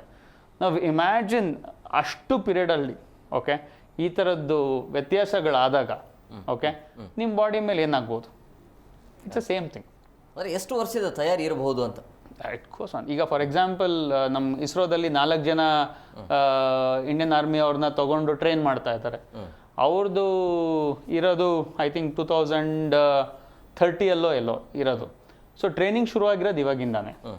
ಸೊ ಈ ಟ್ರೈನಿಂಗ್ಗಳು ಆಲ್ಮೋಸ್ಟ್, ಆ್ಯಂಡ್ ಇವ್ರು ಸೆಲೆಕ್ಷನ್ ಮಾಡೋ ಅಂಥವ್ರು they are from Indian navy ಅಥವಾ US. ಈಗ ಫಾರ್ ಎಕ್ಸಾಂಪಲ್ ಸುನೀತಾ ಮತ್ತು ಇವ್ರ ಬಚ್ ಇಬ್ರೂ they are from the US navy. So US ನೇವಿಲಿ ಫಸ್ಟ್ ಆಫ್ ಆಲ್ ಹೋಗಬೇಕು ಅಂದರೆ ಎಷ್ಟು ಫಿಸಿಕಲಿ ಫಿಟ್ ಆಗಿರಬೇಕು, ಎಷ್ಟು ಮೆಂಟಲಿ ಫಿಟ್ ಆಗಿರಬೇಕು ಅಂಥವ್ರನ್ನೇ ತೊಗೊಳ್ಳೋದು. ಸೊ ಅಲ್ಲಿರೋರ್ನ ಬೆಸ್ಟ್ ಆಫ್ ದಿ ಬೆಸ್ಟನ್ನ ಚೂಸ್ ಮಾಡಿ ಅವ್ರಿಗೆ ರಿಗರಸ್ ಟ್ರೈನಿಂಗ್ ಕೊಟ್ಟು ಅವ್ರನ್ನ ಕಳಿಸಿರ್ತಾರೆ. So you have to understand what exactly is the selection process. So ಇಷ್ಟು 1000 ಲಕ್ಷ ಜನಗಳಲ್ಲಿ 4 ಜನ ಚೂಸ್ ಮಾಡ್ತಾ ಇದ್ದಾರೆ ಅಂದರೆ they have to be the best of the best in everything. ನಿಜ ನಿಜ ಸರ್. ಈಗ ಎಲ್ರಿಗೂ ಕುತೂಹಲ ಇರುವಂಥದ್ದು, ಸುನೀತಾ ವಿಲಿಯಮ್ಸನ್ ಅವರು ಅಲ್ಲಿ ಏನು ಮಾಡಿರ್ಬೋದು, 9 ತಿಂಗಳುಗಳ ಕಾಲ ಅಲ್ಲಿ ಇರ್ತಾರೆ, ಸಂಶೋಧನೆ ಮಾಡಿದ್ದಾರೆ ಅನ್ನೋದು ಈಗ ಬರ್ತಾ ಇರುವಂಥ ಮಾಹಿತಿ. ಅಲ್ಲಿ ಗಿಡಗಳನ್ನು ಹಾಕಿದಾರಂತೆ, ಎಲೆಕೂಸು ಆಗಿರ್ಬೋದು, ಮೂಲಂಗಿಯನ್ನು ನೀಡಿದ್ದಾರೆ ಅಂತೇಳಿ. ಅಂದರೆ ಈ ರೀತಿಯ ಆಗತ್ತಲ್ಲಿ ಪ್ರೊಸೆಸ್ ನಡೆಯುತ್ತಾ? ಅಲ್ಲ, ನಡಿಬೋದು, ಬಟ್ ಡೀಟೇಲ್ ಆಗಿ ಇದನ್ನೇ ಮಾಡಿದ್ದಾರೆ ಅಂತ ಡಿಸ್ಕ್ಲೋಸ್ ಮಾಡಲ್ಲ. ಪ್ರಾಬಬ್ಲಿ ಫಾರ್ ಎಜುಕೇಷನಲ್ ಪರ್ಪಸ್ಗೆ ನಾವು ಇದನ್ನು ಬೆಳೀತಾ ಇದ್ದೀವಿ, ಅಥವಾ ಈ ರೆಸಿಪ್ರೊಕೇಟ್ ಆಗ್ತಾ ಇದೆ, ಅಥವಾ ನೀವು ನಾಸಾ ವೀಡಿಯೋಸ್ಗಳು ತುಂಬ ನೋಡ್ಬೋದು. ಒಂದು ನೀರಿನ ಬಬಲ್ ಯಾವ ಥರ ರಿಯಾಕ್ಟ್ ಆಗುತ್ತೆ. ಈಗ ನಾವು ನೀರಿನ ತೊಟ್ಟು ಬಿಟ್ರೆ ಒಂಥರ ನೀರಿಂದು ಆಕಾರದಲ್ಲಿ ಕೆಳಗೆ ಬಿದ್ದೋಗುತ್ತೆ, ಯಾಕಂದ್ರೆ ಗ್ರಾವಿಟಿ ಇದೆ. ಬಟ್ ನೀವು ಅಲ್ಲಿ ಬಿಟ್ರೆ ನೀರಿನ ಬಬಲ್ ಒಂದು ರೌಂಡ್ ಸ್ಪೆರಿಕಲ್ ಶೇಪಲ್ಲೇ ಇರುತ್ತೆ, ಯಾವುದೇ ಥರದ ಪಾಯಿಂಟರ್ ಎಫೆಕ್ಟ್ಗಳು ಬರಲ್ಲ ಅದರಲ್ಲಿ. ಈವನ್ ಫ್ಲೇಮ್ ತೊಗೊಂಡ್ರು ಅಷ್ಟೇನೆ, ಒಂದು ಸಣ್ಣದೊಂದು ಗ್ಯಾಸನ್ನು ಇಟ್ಬಿಟ್ಟು ಗ್ಯಾಸ್ನ ಇಗ್ನೈಟ್ ಮಾಡ್ತು ಅಂದರೆ, ನಮಗೆ ಈಗ ಇಲ್ಲಿ ಟೇಬಲ್ ಮೇಲೆ ಒಂಚೂರು ಸ್ಯಾನಿಟೈಸರ್ ಹಾಕ್ಬಿಟ್ಟು ಬೆಂಕಿ ಹಾಕಿದ್ರೆ ಏನಾಗುತ್ತೆ, ಒಂಥರ ಫ್ಲೇಮ್ ಥರ ಹಿಂಗೆ ಮೇಲೆ ಎದುಳುತ್ತೆ ಅಲ್ವಾ? ಅಲ್ಲ, ಆ ಥರ ಆಗಲ್ಲ, ಗ್ರೌಂಡ್ ಆಗೇ ಇರುತ್ತೆ, ಆಚೆ ಕಡೆ ಉರಿತಾ ಇರುತ್ತೆ. ಸೊ ಆ ಥರದ್ದು ಎಜುಕೇಷ್ನಲ್ ವೀಡಿಯೋಸ್ಗಳನ್ನ ತುಂಬ ಬಿಡ್ತಾರೆ.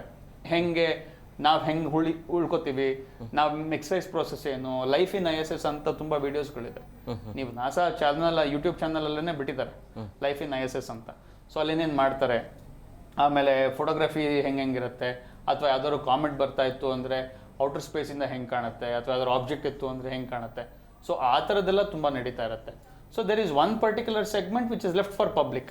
ಸೊ ಪಬ್ಲಿಕ್ಗೆ ರಿಸರ್ಚ್ಗೆ ಏನೇನು ಬೇಕು ಅದನ್ನು ಕೊಡ್ತಾರೆ, ಎಜುಕೇಷನಲ್ ಪರ್ಪಸ್ಸಿಗೆ ಏನೇನು ಬೇಕು ಅದನ್ನ ಕೊಡ್ತಾರೆ. ಬಟ್ ಅವರು ಡೀಟೇಲ್ ಏನು ರಿಸರ್ಚ್ ಮಾಡ್ತಾ ಇರ್ಬೋದು, ನ್ಯೂರಲಾಜಿಕಲ್ ಇರ್ಬೋದು, ಅಥವಾ ಫುಡ್ ಡಿಜನರೇಷನ್ ಪ್ರಾಸೆಸ್ ಇರ್ಬೋದು, ಅಥವಾ ಪ್ರೊಪಲ್ಷನ್ ಸಿಸ್ಟಮ್ ಮೇಲೆ ಇರ್ಬೋದು. ಸೊ ಆ ಥರ ತುಂಬ ಇರೋದನ್ನ ಆದಷ್ಟು ಡಿಸ್ಕ್ಲೋಸ್ ಮಾಡೋಕ್ಕೆ ಹೋಗಲ್ಲ. So there is disclosable research things and non disclosable research things. So that I think ಅದು answers your question. Yes sir, ಈಗ ಆರಂಭದ ಸವಾಲುಗಳ ಬಗ್ಗೆ ನಾವು ಮಾತಾಡಿದ್ವಿ. ಬಟ್ ಈಗ ಅಲ್ಲಿಂದ ವಾಪಸ್ ಆದ ನಂತರ ಈಗಿರುವಂಥ ಸವಾಲುಗಳು, ಅಂದರೆ ಸುನೀತಾ ಅವರಿಗೆ ಇರುವಂಥ ಸವಾಲುಗಳು ಏನು, ಮುಂದೆ ಆರೋಗ್ಯದ ಸಮಸ್ಯೆಯಿಂದ ಆಗಿರ್ಬೋದು, ಏನು ಮುಂದೆ ಇರುವಂಥ ಸವಾಲುಗಳು ಏನು ಅಂತ? ನಾನು ಅದನ್ನೇ ಹೇಳ್ದಂಗೆ, ನೀವು ಅಲ್ಲಿ ಹೋದಾಗ ನಿಮ್ಮ ಬಾಡಿಗೆ, ಫಾರ್ ಎಕ್ಸಾಂಪಲ್ ಎಸ್ಪೆಷಲಿ ಕಾಲ್ಗಳಿಗೆ, ಓಕೆ, ಇಲ್ಲಿ ಕಾಲ್ಗಳು ನಿಮ್ ಕಂಪ್ಲೀಟ್ ಭಾರ ತಡೀತಾ ಇದೆ, and that is supported by spine. Okay, and everything ನೀವು ಮೂವ್ಮೆಂಟ್ ಆಗ್ತಾ ಇದ್ದಾಗ ಮಾಡ್ತಾ ಇದ್ದಾಗ ಅಥವಾ ಜೋರಾಗಿ ಓಡಿದಾಗ ಮಾಡಿದಾಗ ಏನಾಗುತ್ತೆ ಅಂದರೆ heart will pump faster. So heart pump fast ಮಾಡಿದಾಗ ಬ್ಲಡ್ ಸರ್ಕ್ಯುಲೇಷನ್ ಆಗುತ್ತೆ, ಮಸಲ್ಸ್ ಎಲ್ಲ ಕಾಂಟ್ರಾಕ್ಟು ರಿಲ್ಯಾಕ್ಸ್ ಆಗುತ್ತೆ. ನೀವೇನೋ ಭಾರ ಎತ್ತುತ್ತಾ ಇದ್ದೀರಾ, ನೀವು ಜಾಸ್ತಿ ಭಾರ ಎತ್ತಿದಾಗ ನಿಮ್ಮ ಮಸಲ್ಸ್ ಮೇಲೆ ಜಾಸ್ತಿ ಸ್ಟ್ರೈನ್ ಆಗುತ್ತೆ, muscles tissue wear and tear ಆಗುತ್ತೆ, ಬೋನ್ ರಿಪೇರ್ ಆಗ್ತಾ ಇರುತ್ತೆ, ಆಮೇಲೆ ಮಾಸ್ ಡೆವಲಪ್ ಆಗ್ತಾ ಇರುತ್ತೆ. ಬಟ್ ನಿಮಗೆ ಅಲ್ಲಿ ಈವಂದು ನೀವೊಂದು 100 kg 200 kg ಎತ್ತುತ್ತಾ ಇದ್ದೀರಾ ಅಂದರೆ ಒಂದು ಸ್ವಲ್ಪ ಲಿಫ್ಟ್ ಕೊಟ್ಟರೆ ಆಟೋಮೆಟಿಕಲಿ ನಿಮ್ಗೆ ಅಷ್ಟೊಂದೇನು ಎಫರ್ಟ್ಸ್ ಬೇಕಾಗಲ್ಲ. ಸೊ ನಿಮಗೆ ಫ್ರೀ ಫ್ಲೋಟ್ ಎಫೆಕ್ಟ್ ಸಿಗುತ್ತೆ. ಓಕೆ, ಆವಾಗ ನಿಮ್ಮ ದೇಹ ನಿಮ್ಮ ಕಾಲ್ಗಳ ಮೇಲೆ ಭಾರ ಬಿಡೋದೇ ಇಲ್ಲ. ಓಕೆ, ಆರಾಮಾಗಿ ಎಲ್ಲೋ ಒಂದು ತೇಲ್ತಾ ಇರೋ ಎಫೆಕ್ಟ್ ಸಿಗುತ್ತೆ ನಿಮಗೆ. ಓಕೆ, ಅವಾಗ ಏನಾಗುತ್ತೆ, ಫಸ್ಟ್ ಡಿಜೆನರೇಟ್ ಆಗೋದು ನಿಮ್ಮ ಮಸಲ್ಸ್. ಓಕೆ, ನಿಮ್ಮ ಮಸಲ್ಸ್ಗಳು ತುಂಬ ವೀಕ್ ಆಗ್ತಾ ಬರುತ್ತೆ. ಮಸಲ್ಸ್ಗಳು ವೀಕ್ ಆಗ್ತಾ ಬಂದಮೇಲೆ ಓಕೆ, ಮಸಲ್ಸ್ಗಳಿಗೆ ಶಕ್ತಿ ಇಲ್ಲ ಅಂದಾಗ ನರ್ವಸ್ ಸಿಸ್ಟಮ್ ಹೇಳುತ್ತೆ, ಬ್ರೋ ನೀನು ಅಷ್ಟೊಂದು ಜಾಸ್ತಿ ಪಂಪ್ ಮಾಡಬೇಡ, ಲೈಟಾಗಿ ಪಂಪ್ ಮಾಡು ಅಂತ ಹಾರ್ಟಿಗೆ. ಸೊ ಹೇಳಿದ್ಮೇಲೆ ಇದರದ್ದು ಎಫಿಷಿಯನ್ಸಿ ಅಥವಾ ಪಂಪ್ ರೇಟ್ ಅಥವಾ ಪಂಪ್ ರೇಷಿಯೋ ಕಮ್ಮಿ ಆಗ್ತಾ ಬರುತ್ತೆ.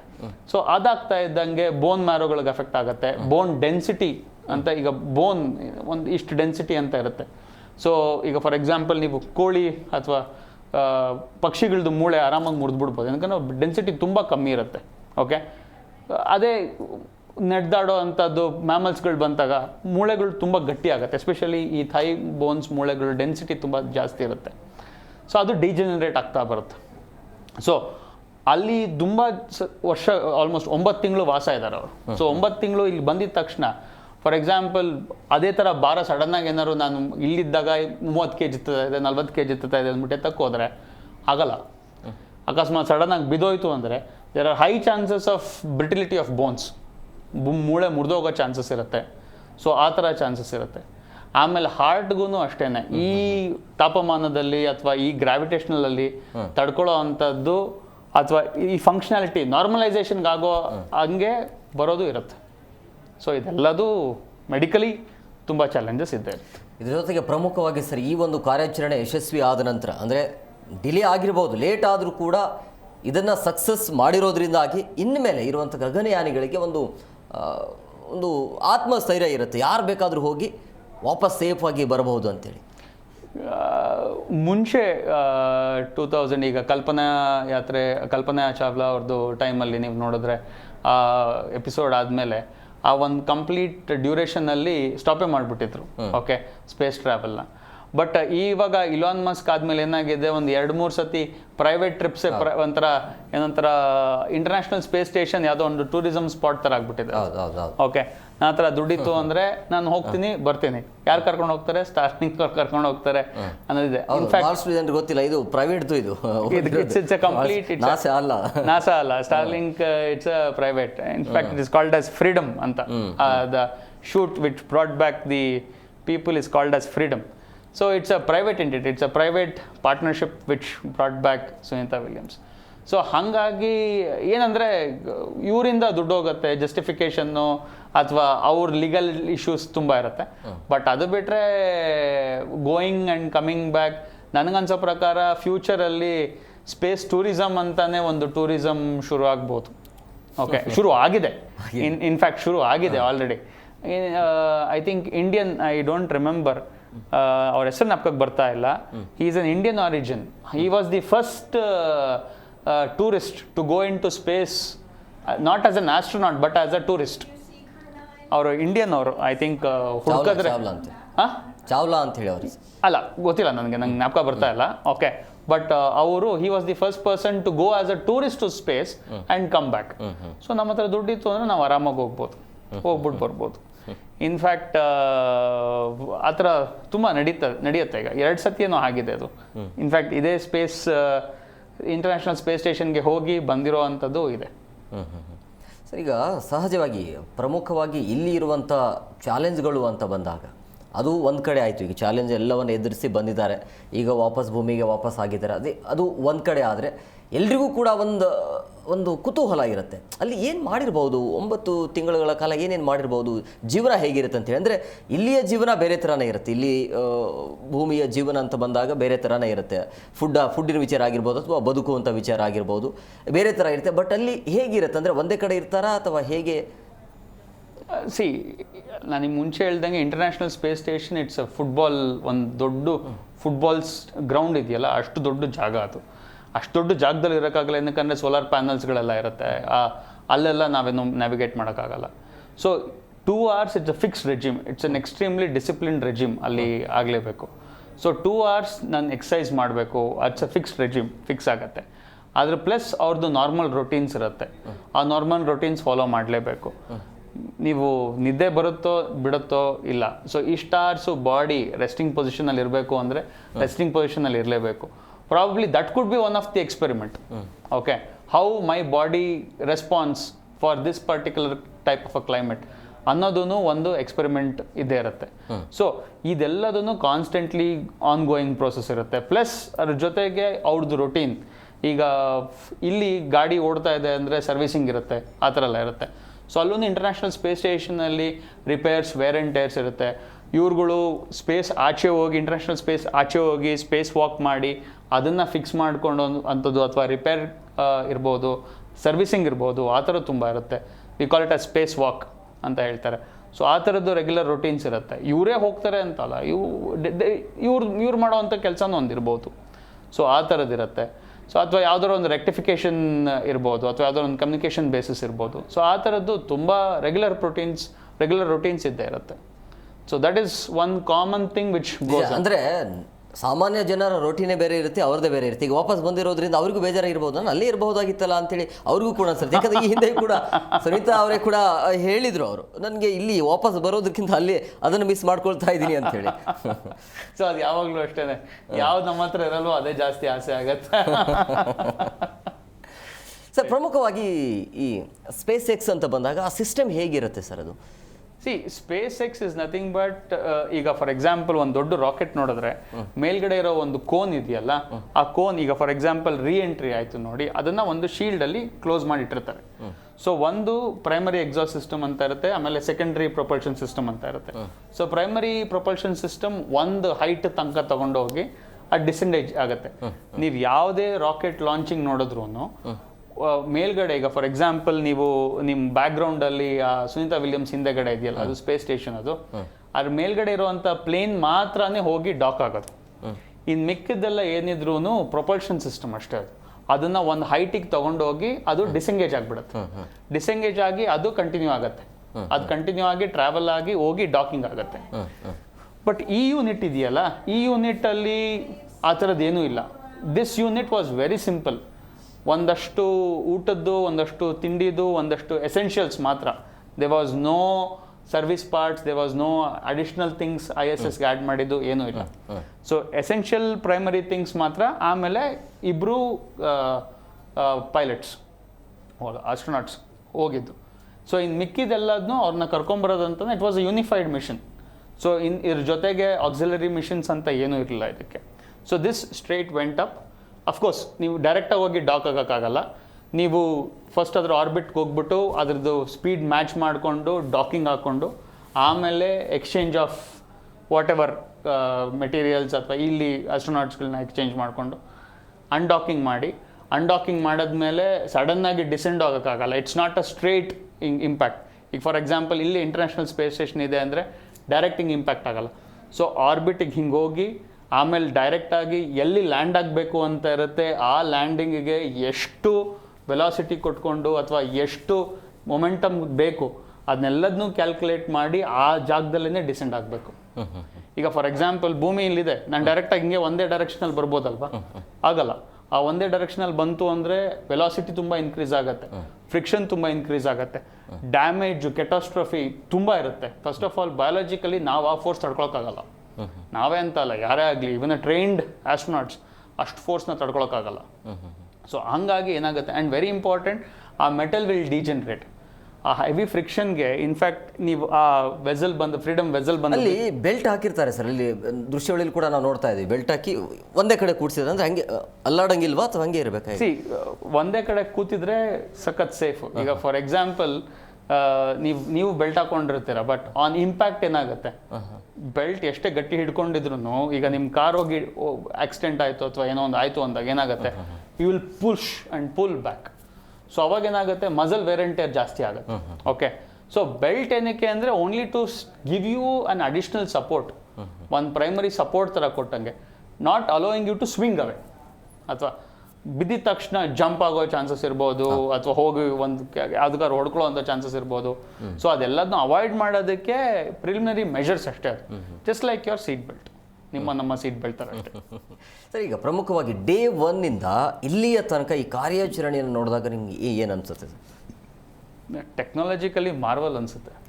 ಓಕೆ, ನಾವು ಈಗ ಫಾರ್ ಎಕ್ಸಾಂಪಲ್ ಮೊನ್ನೆ ಯಾವುದೋ ಒಂದು ಕೇವ್ ಎಕ್ಸ್ಪ್ಲೋರೇಷನ್ ನಡೀತಾ ಇತ್ತು, ಅಲ್ಲಿ ಸಿಗಾಕೊಂಡಂಥ ಒಂದು 18-19 ಮೈನಿಂಗ್ ಕಾರ್ಯರ್ನ ಎತ್ಕೊಂಡ್ಬರೋದು ಎಷ್ಟು ಕಷ್ಟ. ಆ್ಯಂಡ್ ದೋ ವಿ ಆರ್ ಅರೌಂಡ್, ನಮ್ಮಲ್ಲಿ ಟೆಕ್ನಾಲಜಿ ಇದೆ, ಅಲ್ಲಿ JCB ಇದೆ, ಅಥವಾ ಮಾಡರ್ನ್ ಟೆಕ್ನಾಲಜೀಸ್ ಇದೆ, ಎಲ್ಲ ಇದ್ರೂ ಅಲ್ಲಿರೋ ಒಂದು 18 ಜನನ್ನ ಪ್ರಾಬಬ್ಲಿ ಒಂದು 2 ಕಿಲೋಮೀಟ್ರ್ 3 ಕಿಲೋಮೀಟ್ರ್ ಒಳಗಡೆ ಇರ್ಬೋದು. ಓಕೆ, ಅದನ್ನು ತೆಗಿಲಿಕ್ಕೇನೆ ನಾವು ಅಷ್ಟು ಕಷ್ಟಪಟ್ಟು, ಬಟ್ ಇವೆಂಚುಲಿ ರೆಸ್ಕ್ಯೂ ಮಾಡಿದ್ರು ಅಂದ್ಕೊಳ್ಳಿ, ಅಷ್ಟು ಕಷ್ಟ ಆಯಿತು. ಬಟ್ ಇವರು 400 ಕಿಲೋಮೀಟರ್ಸ್ ದೂರದಲ್ಲಿದ್ದಾರೆ ಆ್ಯಂಡ್ ಆಲ್ಮೋಸ್ಟ್ 28,000 km/h ಸ್ಪೀಡಲ್ಲಿ ಹೋಗ್ತಾ ಇದ್ದಾರೆ. ಅದನ್ನು ಫಸ್ಟ್ ಆಫ್ ಆಲ್ ಅದನ್ನ ಸ್ಲೋ ಮಾಡೋಕ್ಕಾಗಲ್ಲ. ಓಕೆ, ಇವ್ರು ಬರ್ತಾ ಇದ್ದಾರಪ್ಪ, ಸ್ಲೋ ಮಾಡಿ ಆಗಲ್ಲ, ಏನಕ್ಕಂದರೆ ಸ್ಲೋ ಮಾಡಬೇಕು ಅಂದ್ರೂ ತುಂಬ ಫ್ಯೂಲ್ ಇದಾಗತ್ತೆ. ಸೊ ಇವರು ಅಲ್ಲೋಗಿ ಮ್ಯಾಚ್ ಮಾಡೋದಕ್ಕೆ ಫ್ಯೂಲ್ ಬರ್ನ್ ಮಾಡಬೇಕು ಆ್ಯಂಡ್ ಕ್ಯಾಲ್ಕುಲೇಟೆಡ್ ಫ್ಯೂಲ್ ಬರ್ನ್ ಮಾಡಬೇಕು. ಓವರ್ ಫ್ಯೂಲ್ ಬರ್ನ್ ಮಾಡಿ ಆಕ್ಸಿಲರೇಟರ್ ಆದ್ರೂ ಹೋಗಿ ಇಂಪ್ಯಾಕ್ಟ್ ಆಗುವಂಥ ಚಾನ್ಸಸ್ ಇರುತ್ತೆ. ಕಮ್ಮಿ ಸ್ಪೀಡ್ ಮಾಡಿದ್ರೆ ನಾನ್ ಡಾಕಿಂಗ್ ಆಗುತ್ತೆ. ಸೊ ಆಕ್ಸಲರೇಷನ್ನು ಅಷ್ಟೇ ಮಾಡಬೇಕು, ಆಮೇಲೆ ಹತ್ರ ರೀಚ್ ಆಗಿದಾಗ ಡಿಆಕ್ಸಲರೇಷನ್ ಅಷ್ಟೇ ಮಾಡಬೇಕು. ಇದೆಲ್ಲದೂ ಮಾಡಿ ವಾಪಸ್ ರಿಟರ್ನ್ ಬರಬೇಕಾದ್ರೆ ಕೋರ್ಸ್ ಕರೆಕ್ಷನ್ಸ್ಗಾಗಲಿ ಅಥವಾ ಆರ್ಬಿಟಲ್ ಡಿಕ್ಲಿನೇಷನ್ಗಾಗಲಿ ಎಲ್ಲದಕ್ಕೂ ಫ್ಯೂಲ್ ಇಟ್ಕೊಂಡಿರ್ಬೇಕು. ಆ್ಯಂಡ್ ನಮ್ಮ ಥರ ಓಕೆ ಇನ್ನೊಂದು 10 ಲೀಟ್ರ್ ಜಾಸ್ತಿ ಪೆಟ್ರೋಲ್ ಹಾಕೊಳ್ಳೋಣ, ಹಿಂದೆಗಡೆ ಒಂದು ಕ್ಯಾನ್ ಇಟ್ಕೊಳ್ಳೋಣ, ಅದು ಯಾವುದಕ್ಕೂ ಜಾಗನೂ ಇರಲ್ಲ, ಅದು ಯಾವುದಕ್ಕೂ ಸ್ಪೇಸು ಇರಲ್ಲ. So it's all calculated, measured, and every litre is measured, every kg is measured. So ಹಾಗಾಗಿ space navigation itself is a very challenging task. So even a kg matters, even a centimeter matters. So it's quite challenging.